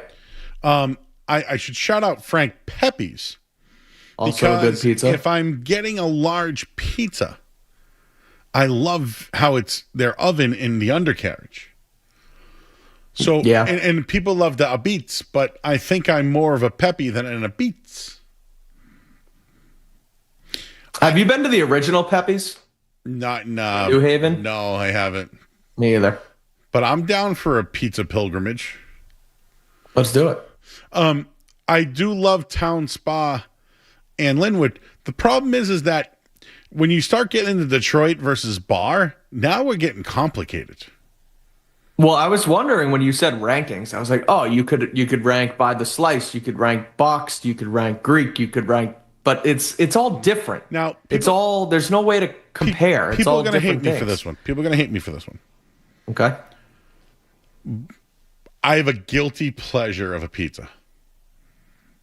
It's the Domino's thin crust Roni. Okay. It's $7.99. You can get two of them, mediums, under $20. And then if you order online, they'll be like, would you like some cheesy breadsticks for $2.99? And I say yes. Absolutely. But that is the lava cakes, absolutely. The lava cake. And I just got excited. And they have a cookie brownie for a dessert. Okay. Yep. Have you had the bread bites from there as well? Have I had the bread bites? Yes. Okay. Yep. We used to order tons of wings from them. Oh, so we would order just bread bites galore, like boxes upon boxes of bread bites, and the whole bottom of the box was just like gunked in grease. Like, oh, those are legit. Those are. But so my thing with Domino's, Joe, is Domino's is amazing, but I don't really consider it pizza for some reason. And I've seen this take on social media. It's like there's a difference between like if you're in the mood for pizza, you're not going to be in the mood for Domino's and vice versa. Like you can be in the mood for like a Domino's pizza, but that's not really pizza. It's like it's a different food, if that makes sense. Yeah. Yeah. I know. I think I'm picking up what you're putting down. Yeah, you're not really. I mean, some of it may just be like, it's 2 a.m. and you just came home from being out at the bars great. And you want Domino's, but so cheap and good. Yeah, I know. Well, anyways, Domino's is good stuff. I haven't had it in a while. Yeah. There's a new place. Oh, there's a place in Fenway. Okay. It's a New York style pizza. What's it called? Oh, it's right across from. I can't remember it now. It's not Sal's. No, it's not the Sal's Pizza that we know of. Yeah. It's close. It's outstanding. Is it new? Very new. I haven't been over there in a little while. Me either. I've been boycotting the Red Sox. Why? Because they're the best team in baseball? Yeah, I started boycotting as soon as they got hot, so it was kind of unfortunate. But I don't want to give them my money, Joe. I don't want to watch. That would you know that I work for Nesson now. That's why I stopped myself. And you would help me make. I know. I did. I stopped myself. But so are you a bandwagon guy? Yes, definitely. I mean, they've won. I'm pro bandwagon. But like, how can you not like what's going on right now? I do like seeing when they win. I don't like the direction of the organization as a whole. I don't like the way the owner fixed everything. He didn't, though. No, he did. How? He fired Alex Cora and got all those stopped growing from the younger guys. He got rid of them. He traded the highest pick they ever had in their lives. Do you really buy that the Cora to Tracy change was the change? I mean, I guess it's in the numbers, right? But I still have a soft spot for Yes, Alex dude. Cora. They've gone 63-42 since they fired him. Yes. Yeah, yes, that's good. Maybe I'll join the bandwagon. I get too bogged down in football season anyway. It gets hard, I know. So. I can tell you're bogged down because I'm gonna body bag you with stats right now. But I admitted that I'm boycotting them, so I haven't really watched. Like, I like that. What I do like is they're playing well. Roman Anthony's not playing. Garrett Crochet's not playing. So if those guys can get healthy, and you can go on a legit little run for yourself here. And what's the deal with this Mickey Gasper kid? I keep seeing the name, but I'm telling you, I haven't watched a lot of Red Sox lately. So he's just raking all of a sudden? Where's he from? What's his deal? Is he a young kid? He went to Bryant University. He's not young. Okay. He's 30-ish. Oh, really? He's got a great mustache that's now a goatee. Okay. Yeah, he's a student of the game. He's hit 5 home runs in his last 9 games. Shut up. That's pretty good. You should watch. Maybe I will. It's better than the preseason football games. That is very true. That is true. All right. But I got to cover that. That's work. All right. It's called Joe's New York Style Pizza in Fenway. Okay. According to intern Derek, who reached out to me to tell me. Yeah. Hi, Derek. Derek's last day was yesterday. Oh, I know. The interns are gone. They're all gone. All of a sudden, going back to work. Or going back to school, rather. Zeke's still here. He's back there. He worked the Felgerd Maz show, and he stuck around with our show. Oh, good for Zeke. I think Zeke was down at Foxborough a couple times. Zeke, you were at camp, right? He can't hear me. Yep. Yeah. I always tell the interns to bring headphones. Street Team Joe is causing an absolute havoc back here with some of his takes. Skaz, that doesn't surprise me one bit. Mike, I know we're late, but you should have heard the take yesterday from Street Team Joe regarding Dolly Parton. Skaz, do you want to share it with Mike? He tried to say that Dolly Parton had nothing on Sydney Sweeney, which I think is one of the worst takes a human being has ever had in the history of human civilization. Dolly Parton was the hottest woman at the age of 78 I've ever seen in my life. They are... how do I want to word this for radio? Polar opposites? No, they're not. They're very similar. They're very similar in similar in bust? At least one way. Bust? Sure. Okay. One of them can sing, one of them can't. Yes. One of them can act. Was Dolly Parton? Dolly Parton was a great actress. I would say that, yeah, Dolly's on top then. Dolly's got it. There you go. Sorry, Joe. No, it's so sorry, Joe. Well, we're actually... shut his mic. He shut his mic off. He's got some bad takes we're going to have to revisit later in the show. All right, Mike. Well, we went too long with you. That happens every time. 30 minutes? Yeah, I know. I just looked at the time. I can't believe it's already 8:50. It was supposed to be 15. I will say, since we're already late, Joe, and I texted Skaz about this the other day. I heard your awesome tribute to Jeremy last week. First of all, it's just awful news, but I loved and I listened to you the part about how you always go over and you're never on time, And Jeremy would always be yelling in your headphones saying, we gotta go, and he kept you in line there. So that's pretty good, and that's good that we're sitting here 15 minutes over, and you can't stop yourself from not hitting your clock. But we had some really good pizza talk. We did, and that's what matters. And I did have to share my poop story again. Yes, you did. I'm glad you did. And it was at your cousin-in-law's house. I love it. Leaving it. I did burn the clothes, just so you know. Why didn't you burn them straight in a fire pit? I took them off in the shower, showered, put them in a trash bag, and then threw them away in the trash barrels. You know Jersey Jerry from Barstool? I mean, I know who he is. You ever seen the video of him? He dumped his pants on the subway one time. No, that's a gross one. That is.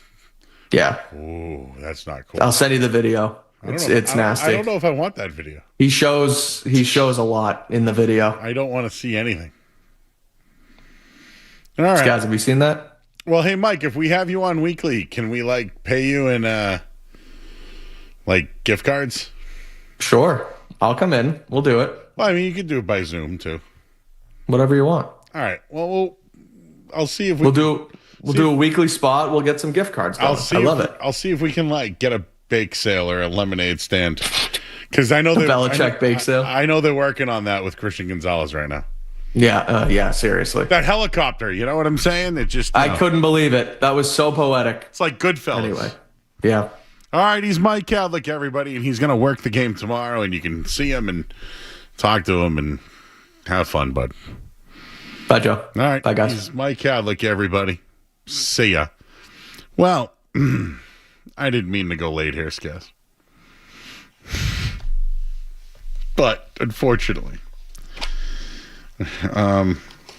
this hour of the Sports Hub has been brought to you by Valvoline Instant Oil Change. Enjoy quick and convenient. Giggity. This hour of the Sports Hub is brought to you by Valvoline Instant Oil Change. Enjoy quick and convenient vehicle maintenance this month. Visit NewEnglandOilChange.com. You can save 15% off an extra oil change at Valvoline Instant Oil Change, the official oil change that pisses people. We'll have in or out next. And Patriots play Cleveland tomorrow. Headlines are brought to you by Awaken 180 Weight Loss. Don't put off losing weight this summer. Reach the goal during the easiest season for weight loss. Awaken 180, the official weight loss program of summer. I'm Joe Martin. Are you actually coaching the game, or it's just that is? I feel so strongly about that. I can't even tell you. Boston Talk Sports here. What do we got? Sports. What's it gonna be, McFly? Are you in or out? Are you in or out? Gotta know without a doubt. I'm the one you need for a dirty deed. I'm the best. Success is guaranteed.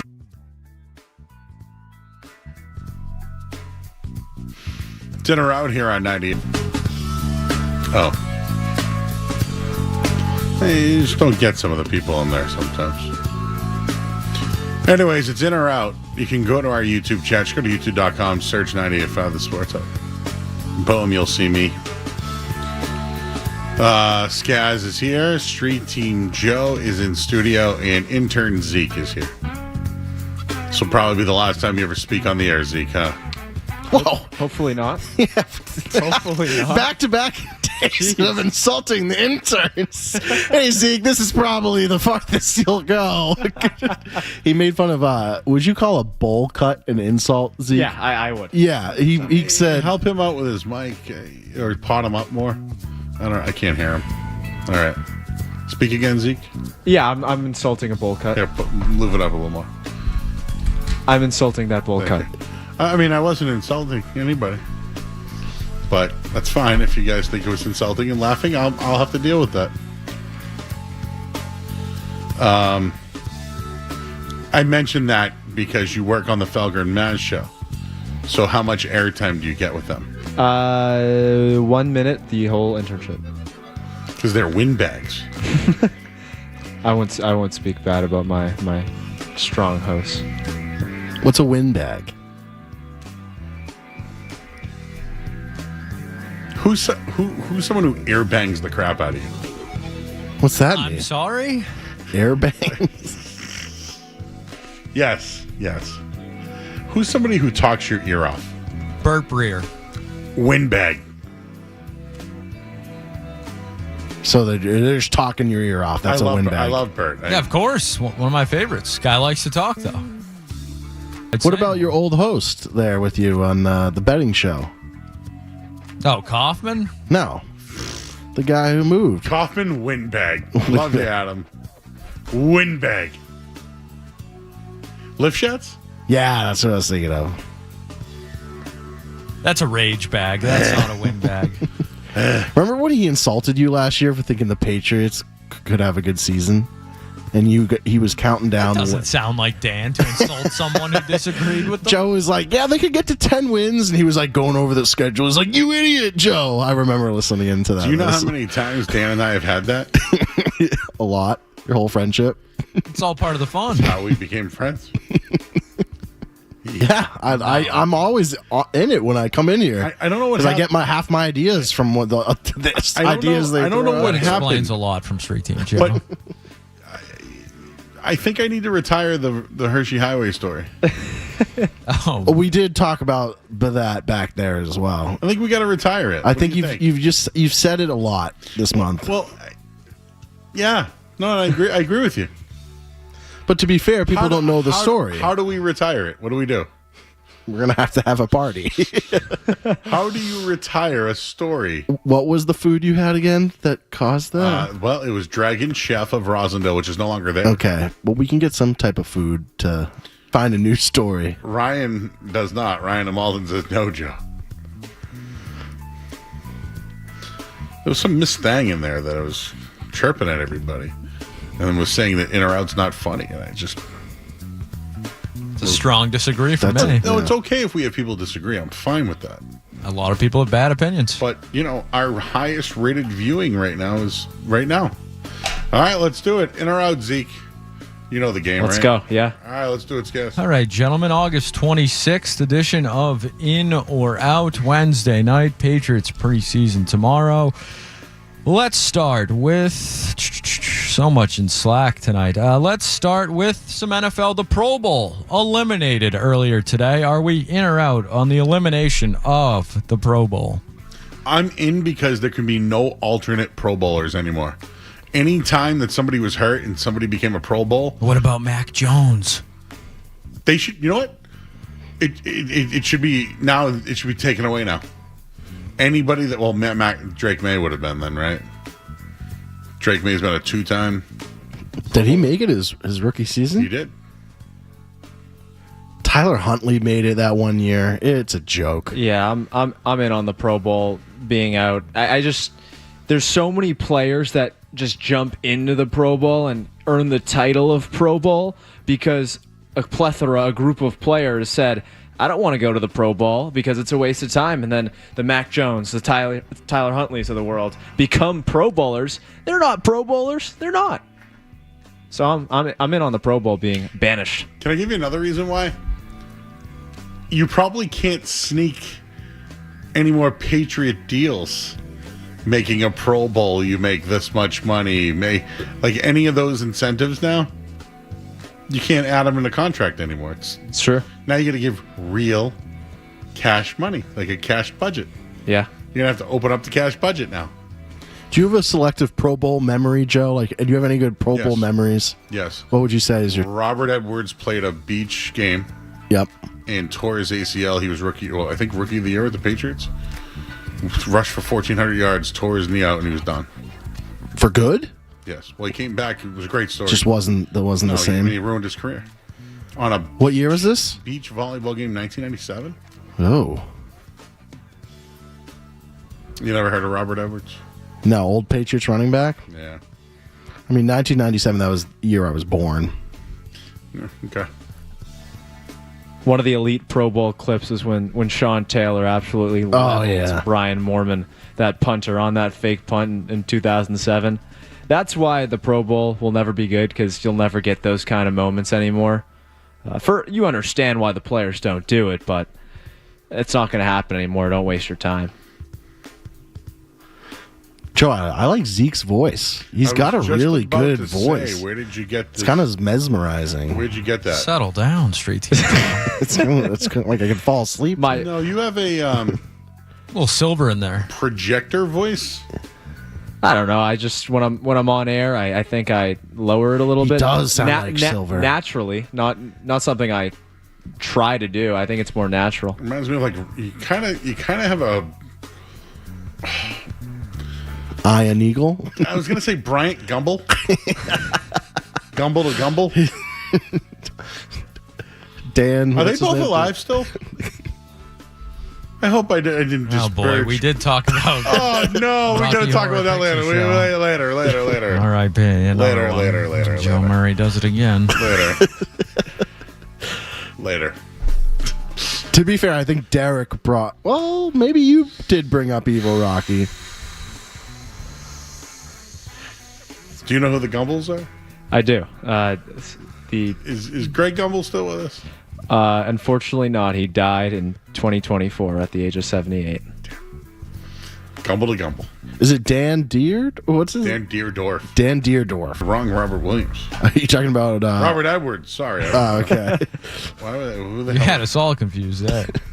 What's going on anymore in my life? Robert Edwards played for the Patriots. Listen to this rookie season he had. 16 games, 1,100 yards, 9 touchdowns. Went to the Pro Bowl. Hurt his knee at a beach volleyball game. It was 98. I'm sorry. Okay. I'm sorry about 97. You were close. It was 98. He didn't play 99, 2000, or 2001. Oh. He came back in 2002, played 12 games, had 20 attempts for 107 yards and 1 touchdown. It reminds me of the guy in The Replacements who was the running back with the knee problem, but he scored the 1 touchdown, and then he got another tryout with The Replacements. I will love your chat. You have some dedicated fans. I love them. Thank you, guys. The Red Sox lost, everybody, and we'll talk about it later. How about that? We'll just continue to do in or out because just who cares about that? But I have a take on why they lost today, though. Next, what was next? That was just the Pro Bowl. Pro Bowl. That Okay, was just the Pro Bowl. next. All right, gentlemen, we'll head down to Atlanta for this next one. A classroom teacher making some waves in Atlanta. A gas station for farts. This Georgia teacher says it's a classroom win-win. A teacher in Atlanta, Georgia, has introduced the Fart Corner, giving students a place to pass gas without leaving class and helps normalize a very normal bodily function. Are we in or out on the classroom fart corner, the gas station, if you will? A dedicated farting zones for students. I'm in. The amount of times where, I just couldn't keep one in elementary school.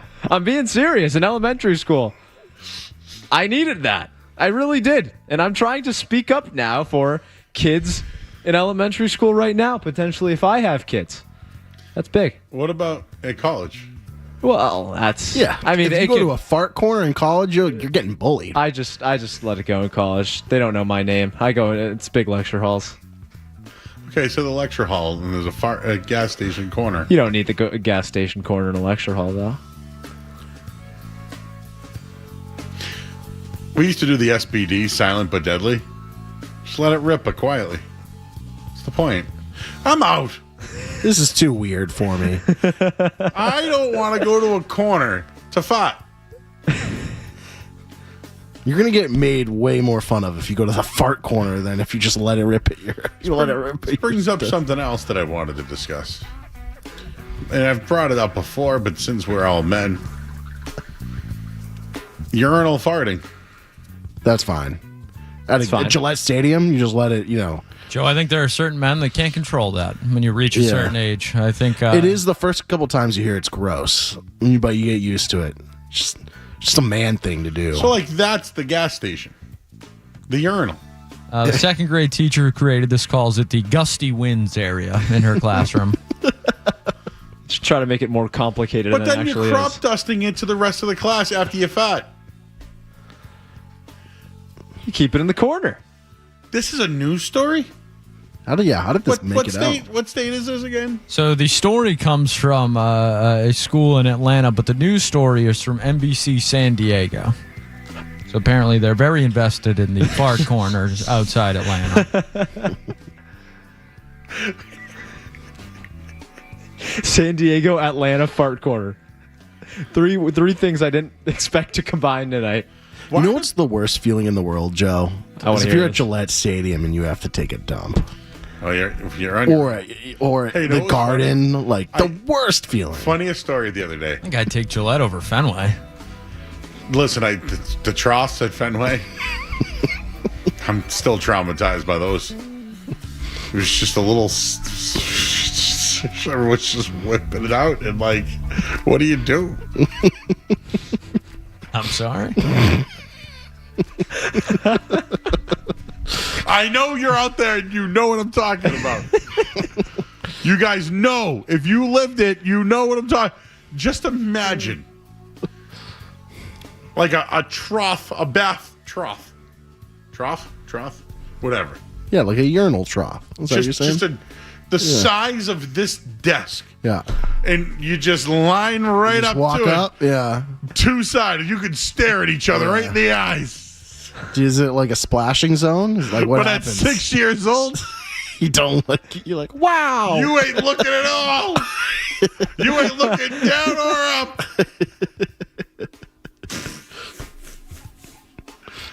I can still to this day know the feeling. I can't get it out of my head. I can't unsee it right now.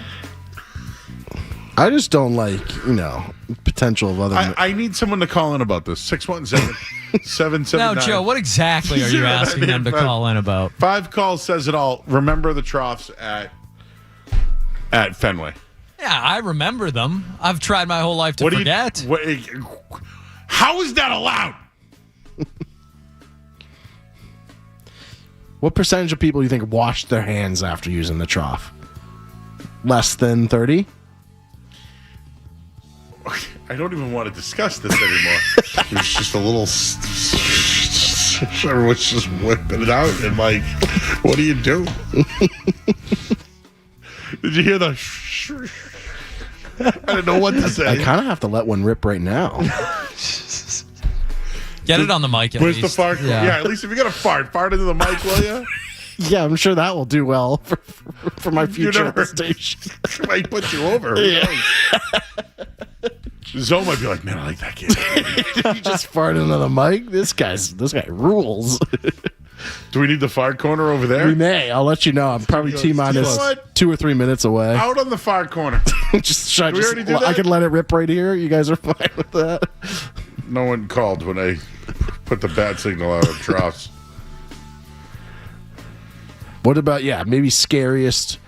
What's the worst stadium experience you have regarding that? All right, locally, worst stadium experience? The Pawtucket Red Sox is a tough stadium. So I was going to tell you the story. I'm at Polar Park the other night because I did the card show. And the men's room was so far away. And I was like, man, there's not a lot of women here. Maybe I should just...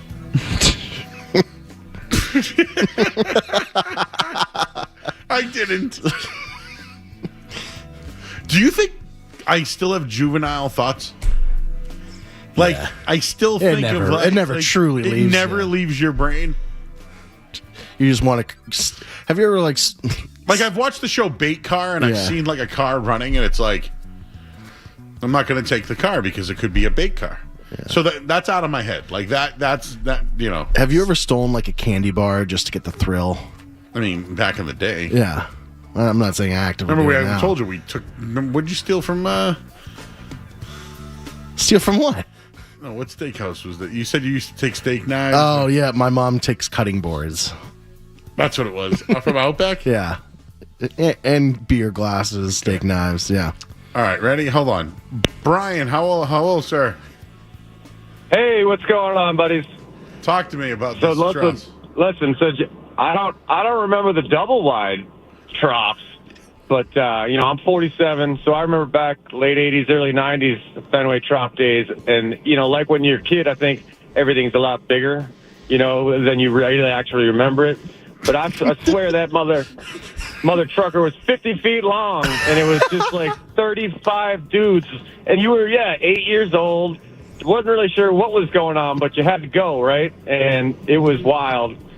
And it was certainly unsanitary. And, that's all I got. Brian, I'm really sorry that memory had to go back in your head today. I didn't until just now. I had, put it way away in the basement, and thankfully you brought it back up. And I don't know if I'll sleep tonight, but thank you. Cortez in Worcester. Hello, Cortez. Yes, sir. AKA Mr. Worcester. Shout out to McCone. I saw him at the Woo Sox game tonight. Said, "What's up?" But I want to reminisce on the garden, the Boston Garden trough, circular trough. Circular. You don't remember? Do you remember this? I do. It was absolutely traumatizing. Walk in, you just see a circle of things hanging. So you had you have a clear visual of everything going on. I think that the trauma has blurred the vision. I remember the experience and being like 6 or 8 years old and being like, "What is this?" It was horrifying, and I don't even remember if I went to the bathroom or not, honestly. I don't think I did either. I think I got stage fright. I never even whipped it out. It was wild. It was insane. That was public exposure or indecency by 50 guys. Yes. It was. Thanks. Sorry, Cortez. Sup, McCone? Is that how you spell troughs, guys? The one that you...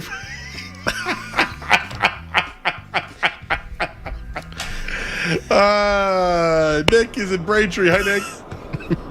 Yeah, first time, long time, Joe. I love all the roast beef, the North Shore roast beef versus South Shore bar pizza. But when you said the troughs at Fenway, this was a fucking memory. Dummy up. More dogs! Back away for a little bit. I just let one rip. Just an FYI. It's gonna smell in here in a second. I let the guy swearing cover up the sound. But do you see the impact it had on those 3 calls? Yeah. First time, long time. He's never called in, but today he felt the need. 5 calls says it all is something that I like to keep alive. The troughs. When it comes to validation. Sometimes when I say it, it just doesn't. I need validation, Those things were scary, bro. A circular trough sounds. I pooped at the garden. It's a tough go. It is. I've also pooped at the garden. I'm not going to pretend like I haven't. And it's not. You got to clean the toilet. It's a whole process. Problem is that you can't let any outside distractions bother you. No. You have to take care of. I'm sorry, Skip. Outside distractions. What's going on? There's a lot going on outside those doors. Yeah. What could possibly There's a lot of feet moving. Yeah. A lot of paper toweling. Stadium Pulse is Ross's screen for And you. by the way, the last time that I remember doing it, 98.5 The Sports was on in the bathroom. You heard the dulcet tones of Sean Grande while you were letting it loose? Yeah. When I'm in that bathroom, I always hate if I'll wait until everyone leaves the bathroom before I, do my business. So I can only imagine at a game when you never get that opportunity for no one to hear. We take 2 more calls, guys, and that's it. 5 says it all. No more after 5. Do we have other people calling in? Yeah. Oh, it worked. You see your validation. By himself back there, though. So I want to make your validation worked. But you should ask your dad. Text your dad. Yeah. Say, you remember Dad, do you remember the trough? Trough? Trough. Trough? Like Tyler Huff? Kendra just texted us. I just got that. Thank you, Kendra. I wonder if she had a trough. Well, in Jacksonville. Well, they didn't have a stadium back when I was, I think, 95 or 6 was when they started. Can't even remember now. All right. Let's get Did we even do in or out? Like, what are we doing? We're on it now. Eric's in Beverly. Eric. Hey, how you doing? First time, long time. Of course, I call in for the trough. So I totally remember it. I'm 53 years old. I remember the round one, but I'm specifically going to talk about the Fenway one, and it was traumatizing, especially the men that like had the big fishing poles and would stand there with both their arms on like each side of their hip, like just like leaning backwards, flaunting it all. So I'm like 10 years old. I can barely like get it up and up, like tall enough to even. I can barely.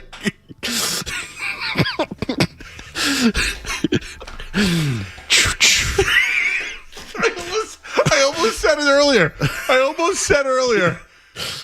The guys who just zip and just don't even use their hands, and it's like they put their hands in like a using it as a kickstand. Wow. Now you're getting the analysis of this. I'm so sorry to do this to you, and you're an intern. I'm enjoying it. All right, one more.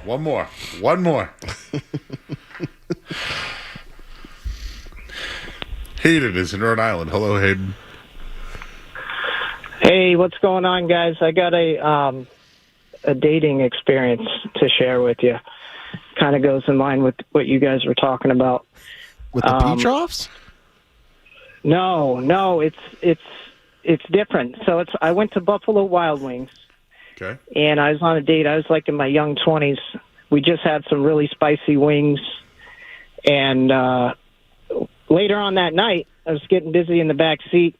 You know, action, yeah. A little fiery action, huh? All of a sudden, yeah, a little fiery action. Next thing you know, it traumatized me because I was in my younger 20s. But next thing you know, she goes, "Oh, my God, stop, it's burning. It's burning." I was like, oh, shit.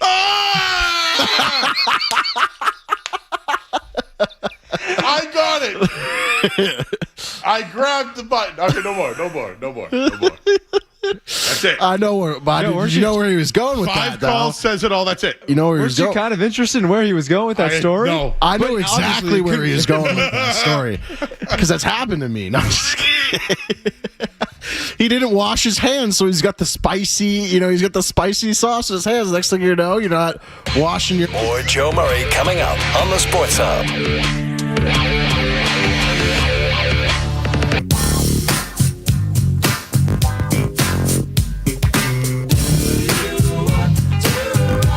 All right, back here on 98.5 The Sports Hub. Street Team Joe has mysteriously left the studio. He Irish goodbye to us in the studio, which means only one thing. He had to go in a hurry. He left in a hurry. Skaz came in taking odds. What do you think the chances are that Street Team Joe had to go to the bathroom? I would say 110%. I'd bet the mortgage. I don't know if the mortgage. Maybe his mom's calling him about something. No. His phone's here. That's a good. I would bet the mortgage, Skaz. Street Team Joe's in the bathroom. Yeah, I mean, he was letting him rip in the studio. That's a green flag, a brown flag, whatever you want to call it, right before the break. Do you think the No Dairy's helping him or no? He has seemed more into it this week. I will tell you. I will say he's been locked in this week. So I'm going to say helping. For those who don't know, Joe has been dealing with some things, and he's trying different medications, and I will say to these guys, there are some nights he's not here. He's here, but he's not. I will say he's been locked in this week. Maybe it is the dairy. Speaking of being locked in, I know why the Red Sox lost today. Miami? Party in the city where the heat is on. They went up Peyton Tolle and Mickey Gasper with that mustache last night. How do you not go out with those guys looking like Miami Vice? You think maybe they saw Mr. 305 down there or something? Yeah, they partied their ass off last night. Jaron Duran was feeling good. There was it. no bad vibes. Everyone was feeling good, and then they put out a dumpster in Game 3 of the series. And did Sonny Gray really pitch bad? I mean, I know, Sonny Gray has not had a horrible performance this year. He's given up 4 and 5 runs, but he's battled, right? Tonight he went 5 innings, 7 hits, 2 earned runs, and they scored no runs. Yeah, I mean, that's not a terrible performance. I mean, you expect more out of him, but 5 innings, 2 runs isn't the worst thing out of one of your 2, 3, 4 starter. But 5 hits tonight. They struck out 4 times. They walked 3 times. Miami. Big win. You go to Miami. That's what happens. South Beach, baby. Bring in the heat. Whoop, whoop. Zeke's here.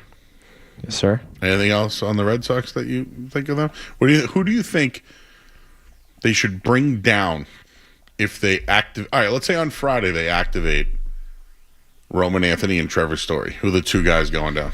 So I think if Roman Anthony's coming up, you've got to bring down Eli White for the time being. Well, I don't think he has any options, does he? I actually don't know that question. If he has options, you're bringing him down. If he doesn't have options, you're probably looking at Mickey Gasper. Zero options for Eli. Zero options. So you'd have to DFA him, and you just traded for him. Yeah. So you're not doing that. Yeah, they gave up a 14th prospect. Tyler Uberstein was the guy they gave up. But I'm if he doesn't have options and you want to keep him on the team, you're bringing down Mickey Gasper. I think. I get he's hit a couple home runs. I get that he's been playing like the great Bambino. What about if Adley Rutschman's hurt? If Adley Rutschman's hurt, you need a backup catcher though. So it's Gasper. You got to keep Gasper. You got to keep Gasper, exactly. If Adley Rutschman's hurt, you're using that spot. You're putting him on the IL for 10-day IL, and you're bringing up Roman Anthony. Yeah, there you go. And that solves the whole problem. That solves everything. Yeah. Trevor Story tonight in Worcester. Do you know what he did, Skaz? Struck out 3 times. 0 for 3. 0 for.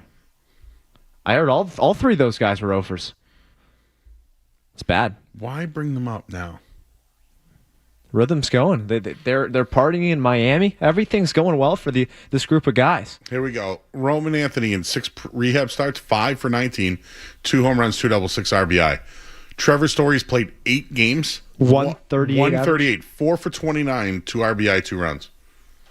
I mean, Joe, that's what you're putting up in the Philly Sox. Yes, if this was the Little League World Series, I could do better than that. This is the Little League World Series. You're hitting 350 with a 1,000 OPS, 30 bombs. Hey, Street Team Joe, did you Irish goodbye poop? I did. I was expecting to be back before the double break. Mortgage. Bet the mortgage on it. I had sushi. Sushi? Does that make him? Raw fish. You had Chipotle. You know what's funny about me? One thing that, hey, what's something about you? I have a very weak stomach. I shouldn't share the story, but I'm gonna anyways. One time when I was playing, I was very competitive game I was playing. I had the nerves. I had to throw. I used to be one of those people who would throw out before a game. Okay, yeah, I've heard that. Bill Russell style? So do you know how there's dual stalls? Dual stalls? No, the one that... Yeah. That if you were in one stall, you could, remember battle ships. I said it. I said the right word. Well, there was an underneath part between the two, right? Well, my buddy was taking a dump in one of them, and I was in the other, dry heaving, and I couldn't throw up. My buddy shows me his toilet paper. Mm-hmm. Saw it, threw it up. That's gross, Joe. So, boy, do you mean the toilet paper of him? Yes. Oh God. So where did you grow up? Yes. Well, welcome to Hyde Park and Rosendale. But anyway, my point is I have a weak stomach, and some smells make me sick. For example, if you made raw chicken Or if you had raw chicken, but you forgot to put it back in the fridge. Like, you know how you leave some out to defrost? Yeah. If it's a wicked hot day and you, like, left it out too long, you'll come home, it will stink. It'll smell. I walked in, smelled raw chicken. Bleh. Surprised you didn't throw up the other night. Skaz and I were saying the smell of Aurora created in the kitchen had to be the worst smell I didn't I've go ever. out there. That's I don't true. want to smell tuna, Spam, It was yogurt. It was Spam and eggs. Is that what you guys? It was quick and it was smelly. That's a story about a woman who bought a couch off me, and when she got to the house, told me that she was going to have someone help her. And then when she pulled up, nobody was there. And then she asked to use my bathroom and took a dump. No. True story, dude. And then I called her out on the radio. Jeremy loved that story. Know what else Jeremy loved? Why am I... I think the Reddit post is right about me. All I do is talk about poop. I think he's right. But you might have appreciated this story, Zeke. I moved into a new home. Okay. Who's pooping in my yard? Wait. I'd come home, and there would be dog poop in the same spot every night. Who's pooping in my yard? So I thought about, all right, who on the street has a little dog? It was a little dog because the poop is so small. Yeah. Was it front yard, backyard? Front yard, same spot. Even made You a little... think someone's letting their dog poop in Joe Murray's backyard? You never know. You know, who knows if he has a fence or I got anything. cameras. So anyways, so Zeke, you'll appreciate this. I'm sure I will. So I mentioned it on the air, like, hey, like, I think I have a pooper.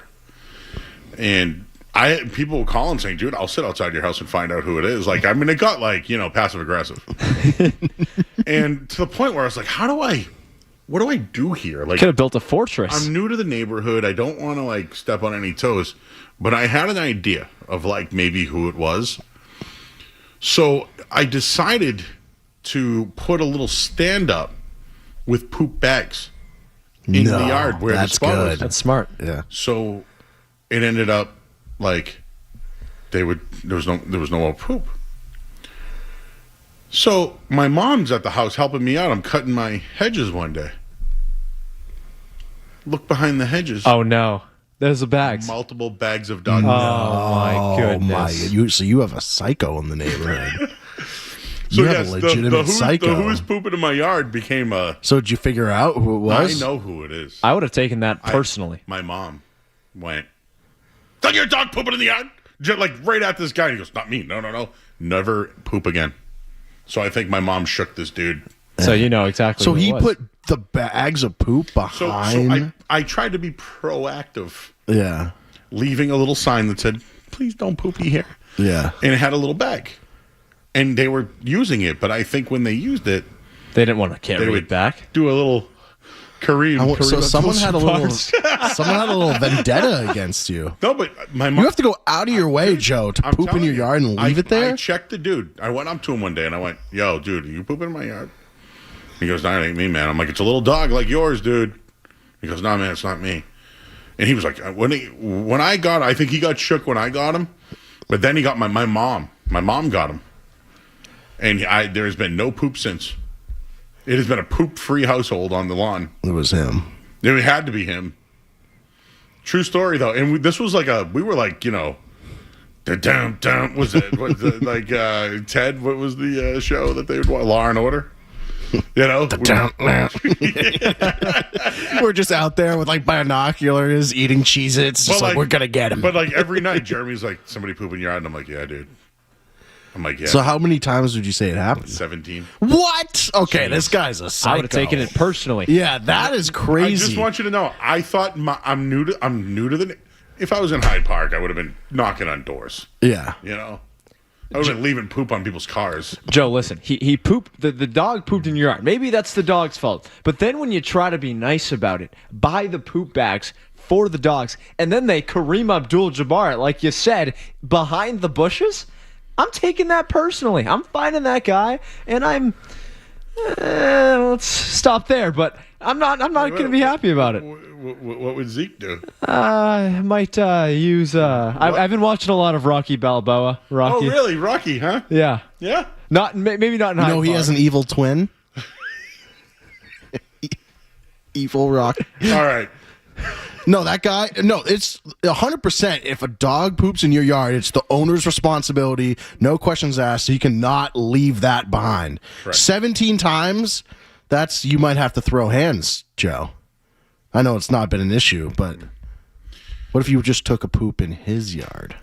Well, Tom Brady Rules has tweeted me. Had to turn off your show tonight, Joe. It was disgusting. I don't really want to hear that. And then tagged 98.5 The Sports Up to say I had to turn it off tonight. Joe was so disgusting with his topics, and it was gross. Who's pooping in my yard? By the way, this was like everyone knew about this. I mean, I was on the radio every night talking about it. I had people being like, Joe, did you ever find out who pooped in your yard? And I was looking at everybody like, is it you? And I had a camera, so like I could see who was walking by and like, you know. Yeah, you narrowed it down to suspects. Kid's gone. I haven't seen him in a long time. But when you get mom on the case. Yeah. I bet you your mom, the nicest woman. I bet you when she's mad, No, she freaks out. Yeah, I know. I deal with her. Guy probably changed it. We had a guy who kept speeding by our house. Right, she got one of those little men that would put like the flag out and says like no speeding past our house. Someone stole it, and my mom figured out who it was, and it was a scene. Let's just say it was a scene. I'm not going to go any further. Okay, well, I'm curious, Mrs. Ariana. It was a scene. Did you text your dad about the troughs? I did. He's been struggling with. He's got a pinched nerve. He's been down bad, so he hasn't responded to me. Not good. Ooh, pinched nerve. Yeah, from his neck down to his arm, he can't feel it. Yeah. I know a guy. Help him. Who? Dr. Frankie. The course or trout. That was perfect.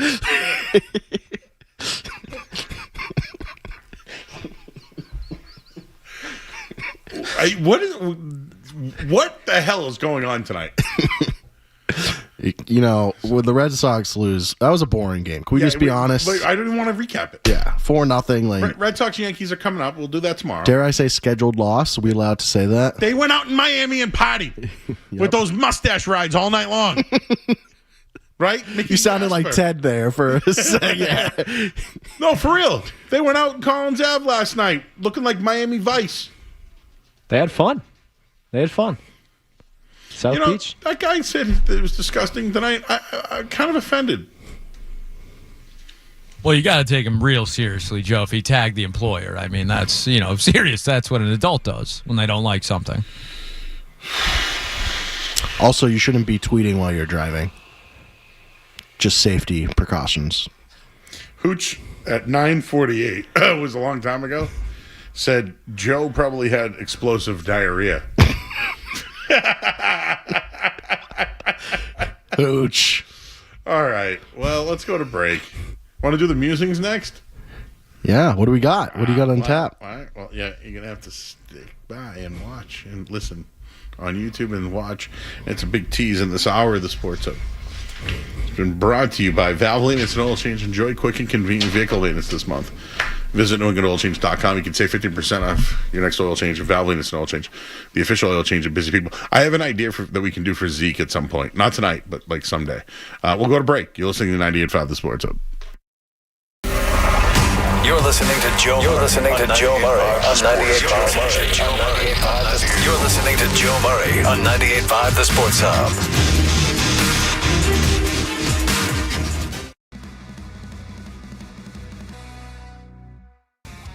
Hits, 2 earned runs, and the offense was pretty much a no-show tonight. Only 5 hits for the Boston Red Sox. Yankees won, so they make ground up on the Red Sox. Patriots play the final game of their preseason calendar tomorrow against the Browns. That game right here on 98.5 The Sports Hub. You can listen pregame, postgame, and all of that.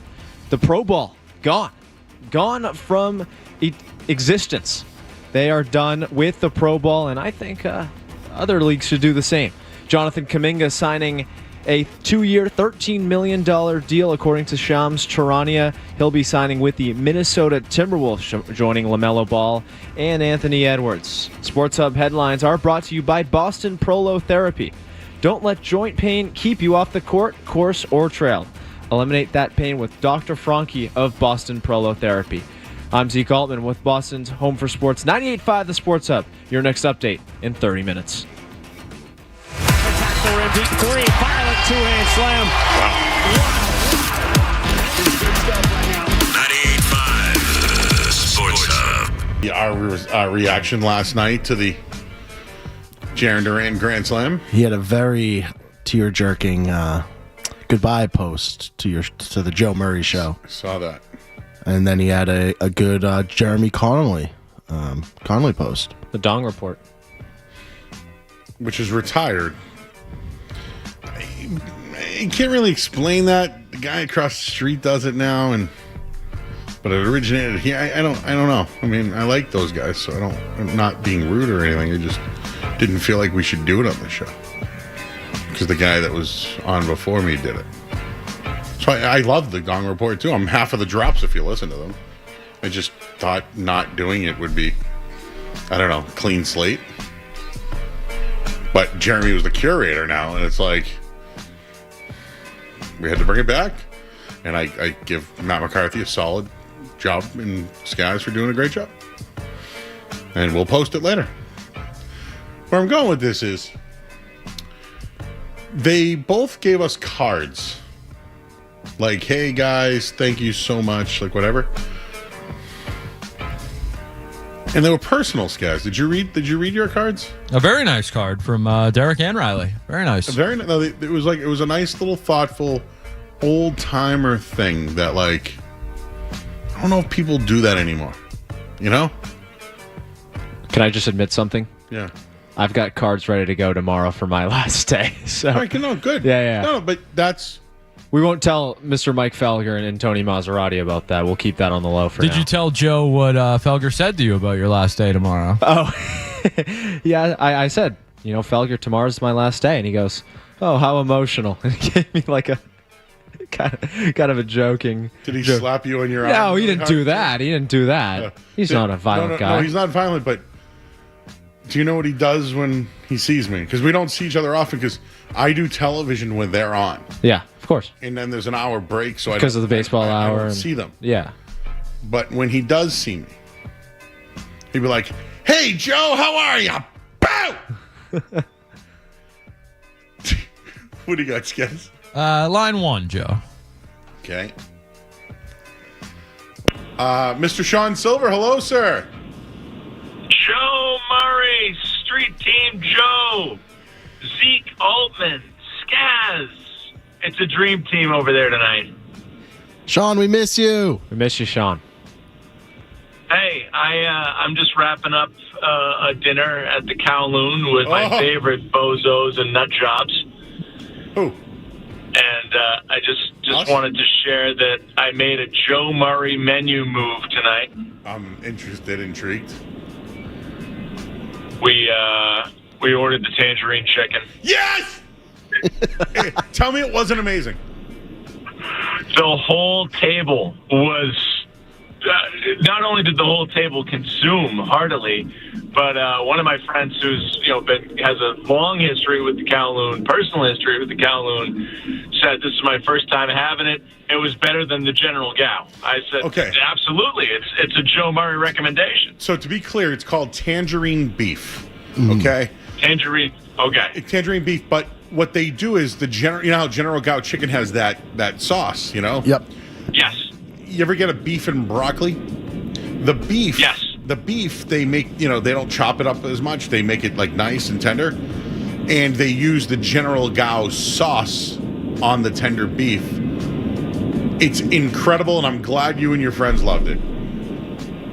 It was great. And, once again, I mean, when Joe Murray is not talking about poop, he is giving out excellent recommendations for food, and we can apply them in our real life. I mean, the circle of life, Joe. You made the night for, well, not you. Let's be clear. Andy Wong and the Kowloon staff made the night for this group, but you were there in spirit, Joe. I wanted you to know that. I'm glad to know. The last time I went to Kowloon, I sat with Sarge, and the people next to me said, "Hey, you're Joe Murray," and I said, "Yes," and they said, "I've never been to the Kowloon, and I've always heard you talk about it, and I can't believe I'm sitting next to you." And I said, "Would you expect anything else?" Is what I said. What was that movie? Inception? Like, is that basically? Oh, yeah. That goes deep right there. Yeah, or it's kind of like in Batman when at the end of the movie when Alfred's there and he's there, and they just kind of wink at each other. Oh, in Italy, yeah. Yeah. Sean, did you eat everyone again tonight like you did at Tanka? I wasn't keeping track. I would need someone on hand who would actually track such a thing, Joe. So I'm your maybe guy. Next time, STJ, you're going to be joining the bozos and the nut jobs at the table. That's kind of like my own personal and you guys know before I was part-time at the Sports Hub, I worked at some other radio stations. This group of friends of mine that got together this evening, we've been friends for more than 20 years, and we get together for one summer meal, every year to just kind of catch up. This year we did Kowloon, so I would like to think, I don't know if I was the Roman Reigns of the group, but definitely it was we were rolling deep up in Kowloon tonight. You were acknowledged. I hope I was. I definitely felt acknowledged by the warm and hospitable staff there, and maybe we got an extended invitation to STJ. He's my dog. We got to get him out there some night. I feel like you're crossing the Tobin Bridge right now. Is that correct? No, I waited fully to get over the Tobin and through the tunnel before calling you, because it's very important that we have a clear phone call. Okay, so you're on 93. I'm on the Southeast Expressway. There was some traffic. Now I've picked up speed, which is why probably you might be hearing some road noise. I apologize for that. No, it's okay. I just wanted to feel out where you were. Yeah, we're passing Quincy, my former stomping ground. So tonight we you know how sometimes the show might go off the rails every once in a while? I'd like to think that I'm party to that right now. I brought up growing up and going to sporting events and using troughs. And I wanted to get your experience with that. Wait, growing up, going to sporting events and using what? Do you remember how they had troughs at the Fenway and the Garden? Oh, sure. I'm still. Yeah, that's an intimidating situation, particularly when my only basis for comparison was the 1989 Hulk Hogan movie No Holds Barred. Yep. Where, if you recall, there's a scene. I'm not saying it's a memorable one necessarily. There's several memorable ones in the movie, but as a Hulkamaniac, you had to watch this movie a ton of times when you were a kid. There's a couple of guys, they're kind of out of place. They're like fancy guys. They go to this dive bar where they're having like a bar fight. Yep. And WWE Hall of Famer Stan Hansen emerges from a stall and sees the two guys over the trough and, makes a comment about their size. It was very unkind. Yes.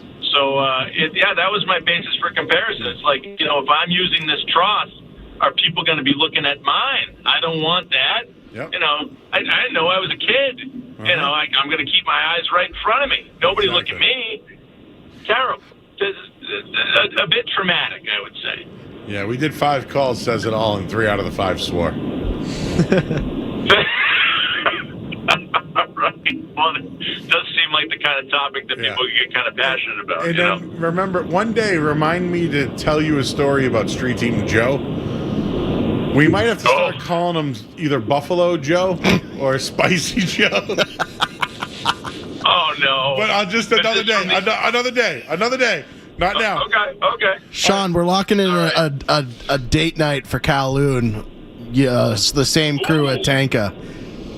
And you're an integral part of this date night, so you're going to have to text me your availability going forward. You know what? and like I say, I often ignore or politely decline, random people who reach out to me on Instagram because I prefer Instagram to be a personal, family and friends kind of circle. But I believe a gentleman by the name of Sharpie might have popped up on there the other day, and I was like, well, this is an accept. This is not one that I am to ignore here. This is an accept kind of thing here on Instagram. All right, Sean, but I was going to do my musings on the interns have ended. Zeke's here, of course. But Zeke, that young man is put together. He's going places. Did you hear his voice? Oh, buttery voice, just unflappable when he's at the mic. Has all the talent in the world. I'm looking forward to following his career.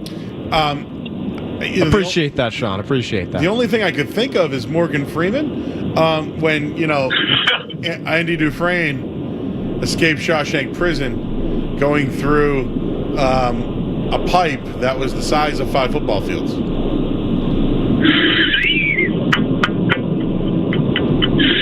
There's timbre to that voice. Is that what you're saying? Yeah, it's yeah, like Kesha. She sang that song, right? Timber. Yeah. I'm saying Timber. It's going down. Anyways. You better dance. Of course, we're going to sing. It's going Let's down. make a night you won't remember. Kesha and Pitbull in there. Whoa. Mr. Creel. All right, Sean. I was gonna bring up the cards that sometimes I'm uncomfortable when other people read what I write out loud. So, for example, you ever go to a birthday party and you give someone a card and it's like, "Love you, you're just the best," and I just never forget that time that you and I sang "Traveling Wilburys" and "I love you, man," and they sing it out loud and everyone's like, "Ah!" Sometimes I get uncomfortable with cards, but forget about talking about that. Who is the hottest female cartoon character of your life? Well, okay. I mean, that's a very broad question. I'm going to silver this. I'm not going to give a straight answer, of course. But I can remember, how, I was talking about this today with one of my siblings and my daughter. We took a lunchtime walk and, I tick check. Obviously, everyone tick check if you take a walk in the woods. Sometimes you smell like a certain smell from your childhood. Not like a smell when you sell a couch on Facebook Marketplace, but a smell from your childhood, and it just triggers something. And for me, it's this time of year. It's when wild grapes on the vine. Wild grapes. Sometimes when they you grow step on them, you can smell. Yep, I know what you mean. And you can smell. Yep. You can smell those wild grapes kind of fermenting on the vine, and that just brings me back to being on the bay side of the Cape as a kid. And just wild grapevines everywhere, and I'm 7, 8 years old again. So for me, I can think of, there are cartoon characters who trigger a memory of, did I have a crush on them? Is that weird that I had a crush on a female cartoon character when I was 8? Nope. But Penny from Inspector Gadget had the looks and the brains. Yep, that's a good one. I didn't mention that. I said Lois, I'm not gonna Sean. Not going to say she was hot, but I had a crush on her. Yeah, Joe liked Lois from Family Guy.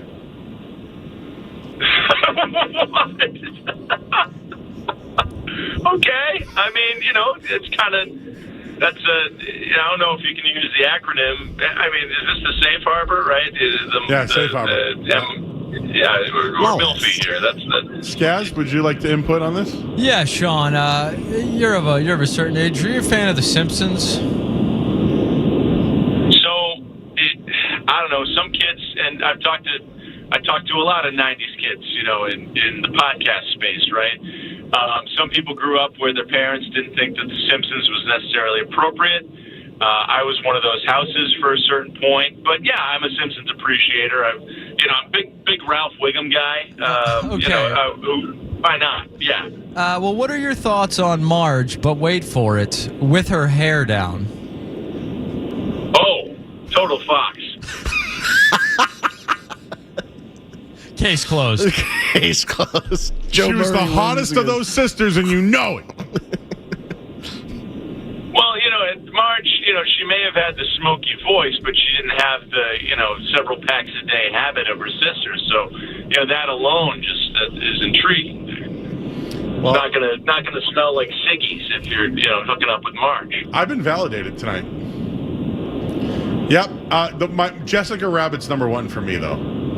Oh, hey, so here's another childhood throwback here. So. My I don't know whose idea it was, but my parents decided to get the Disney Christmas ornament collection. It was probably one of those like mail order things where you would get like one ornament a month or something, until you had your you remember like the what do you call it, the Danbury Mint or whatever, one of those mail order catalogs. Yeah. You get one thing a month, and eventually, you have to pay in installments. Yeah. So I presume that's how we got it. I remember the ornaments, they rolled in like, kind of one at a time. You didn't have all the Christmas ornaments at once. But now I have this box of Disney Christmas ornaments from like the late 80s. And it's all, you're whimsical. You got Jiminy Cricket. You got Bambi. You got Peter Pan. You Mickey, Minnie, all that. They're all there. Goofy's on skis. But Jessica Rabbit is in the set, and she is quite voluptuous. And it gives me pause at Christmas time when I'm bringing out ornaments with my young children. It's just like, it might blow my 8-year-old's mind to see this much cleavage on a Christmas ornament. Yeah. Does Street Team Joe look like Barney Rubble? Wow. Wow. I wouldn't say necessarily Barney, but he definitely seems like a resident of Bedrock. Yes. Okay. He could have worked there with Mr. Slate, at the factory for sure. That's cool. STJ. STJ. All right, Sean. Well, what else is new?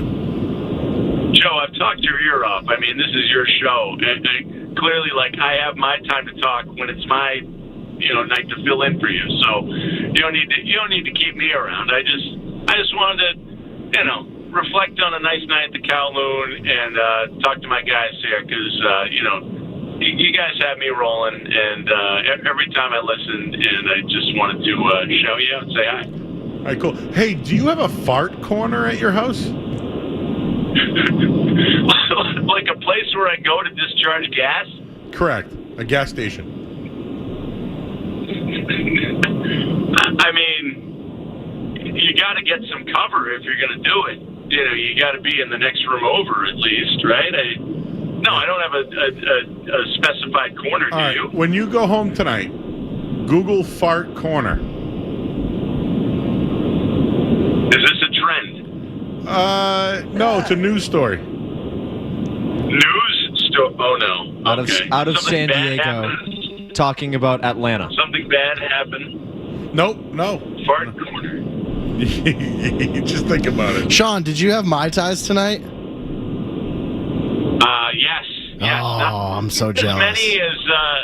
Not as many as I did at Kowloon 50 when Hooch was buying them, but that's some Mai Tais. Yes. Hooch and Sean Silver had a lot of fun that night. Oh, I had to work. I had to work Patriots postgame. How do you feel about preseason football, Sean?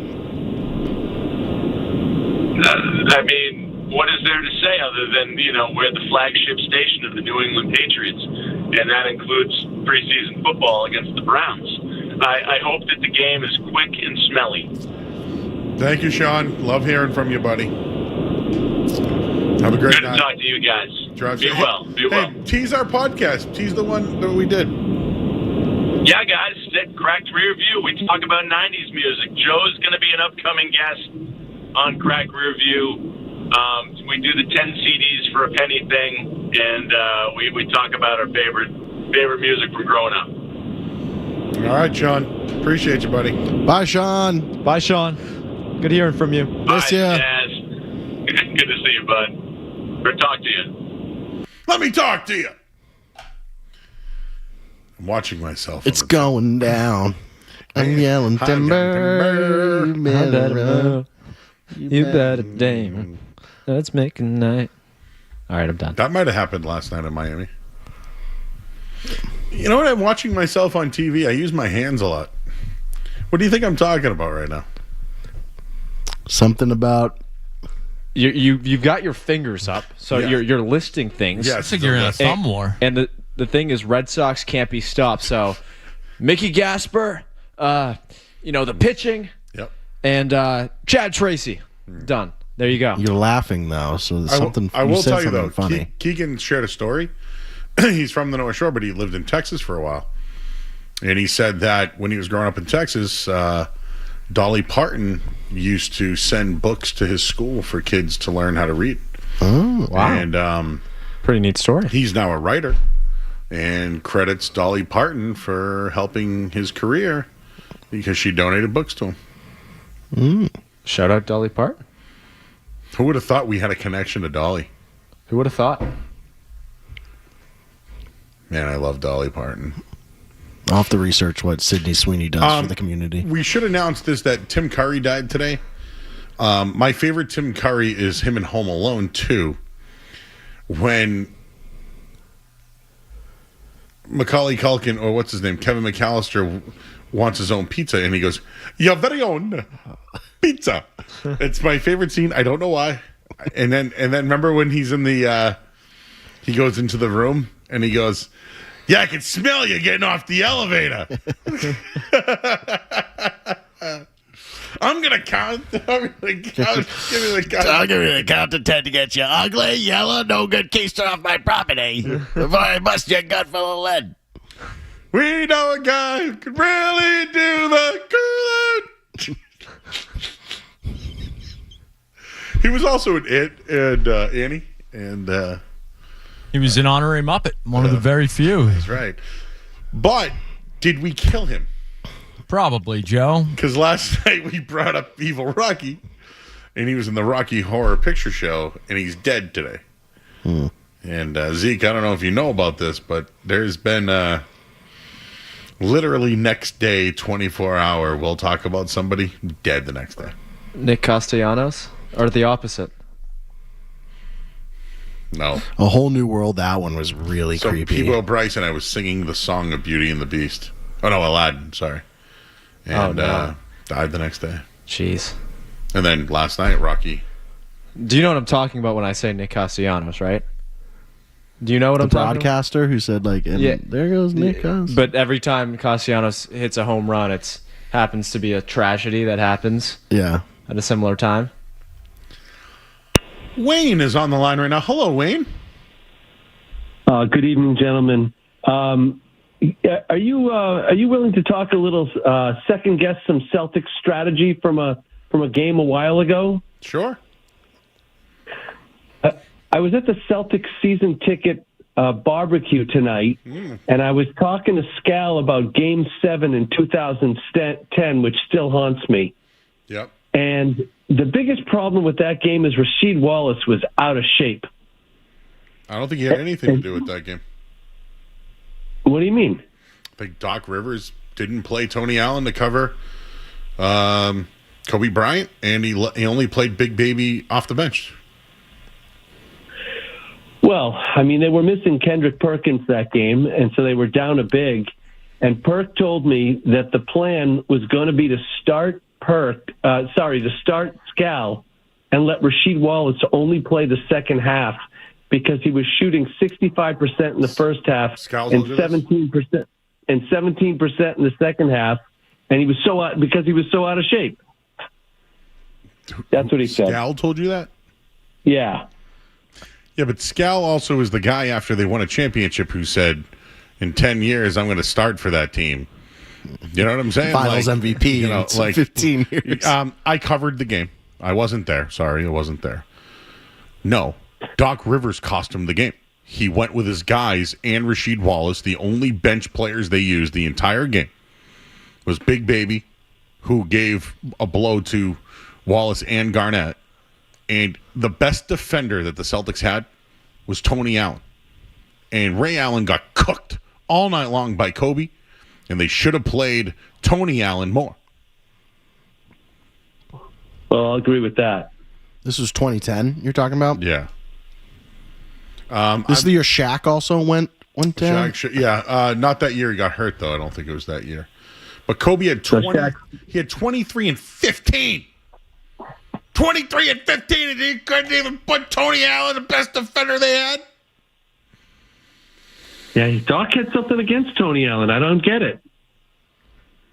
Anyways, are you Zeke's dad? Blowing the cover. I've been told so. He's got a great voice. Well, Zeke had to inherit it from somewhere. Yeah. What's Zeke's favorite team? Like who does he nerd out for, would you say? I'd have to say that's Manchester United in the Premier League. Oh, I didn't know you're a football guy. I am a football guy, but this is Boston's home for sports, 98.5. Are you one of those guys waking up at like 6 a.m. to watch your team? You watched that game against Hull the other day? Skaz, you need to stop talking over there, all right? We don't need to talk about that one. Who's the best? But Zeke's hardcore Patriots, too. Yeah. Are you a Celtics guy? I'm a Celtics guy. The guy on the phone, I don't really know who that guy is, but he's a massive Celtics guy. Is Bruno Fernandes overrated? No. Not at all. What'd you say your team was? Man U? Man United. Is Wayne Rooney overrated? Wayne Rooney is retired at 32, so yes. It's all the only Man U guy I got. Ronaldo was Man U. He was. Mr. Altman, what's your favorite place to eat in Woburn? I'm going to have to go with Il Ponte. Oh, yes. That one. Friend of the show. That is North End quality Italian food. Big Jim Murray, who works with Zeke on the show, that's his favorite restaurant. Really? Yep.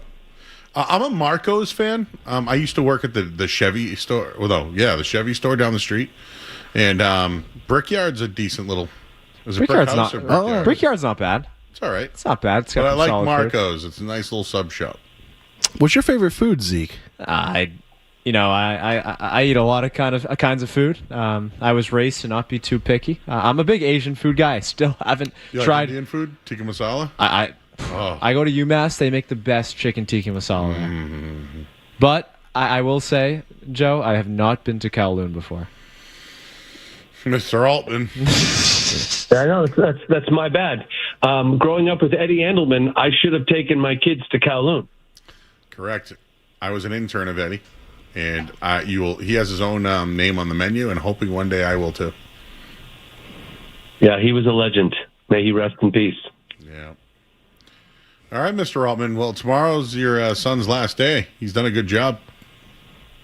Okay, well, thank you. Thank you for giving him this opportunity. One more. I just wanted to let you know that Scal played 51 seconds in that game. Is that right? Yes. Nate Robinson played 3:33. Yeah, Nate. Tony Allen played 5:20. Big Baby played 20 minutes. But just to give you Ray Allen's numbers that night, Ray Allen had, in all, total points 13. He got cooked. Cooked. So I blame Doc. I think your take is spot on this. Yep, and just for Rasheed Wallace's sake, to put respect on his name, Rasheed Wallace had 11 points in the game, but he was a bench player, and that's what he would average. He was fat and out of shape. No respect on his name. Thanks, Mr. Waltman. Thank you. You know what? I respect it. What a way to end it. I don't agree, but I respect it. He hit some good shots remember at the end of that game, he hit a Kept couple. him in the game. Yeah, he hit a couple tough threes. But yeah, I mean, he wasn't supposed to be in that role. Pau Gasol was a Hall of Famer. Yeah. Did you hear that? I thought that was so That's Boston. what I sounded like back in 2010. I had Blast LA shirts. Yeah. The name of my show was The Sports Blast. I loved Nate Robinson. And we made T-shirts that said Blast LA instead of Beat LA. Everyone had them. They were everywhere, dude. And before CLNS was CLNS, they used to be the Celtics late night show. That's what CLNS stands for those that don't know that. And I used to give them my shirts, and they would give them away on the show. We got to go to break. You're listening to 98.5 The Sports Hub. More Joe Murray coming up on the Sports Hub.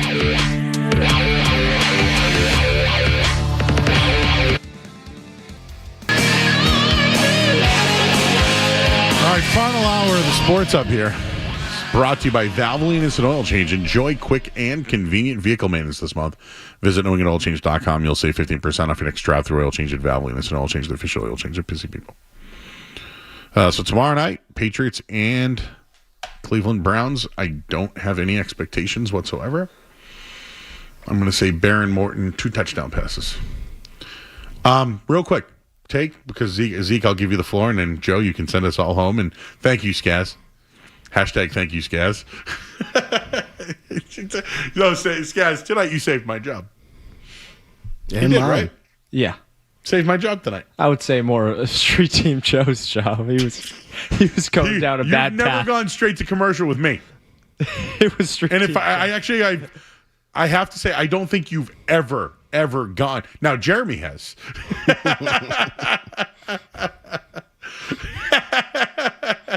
Jeremy shut my mic off.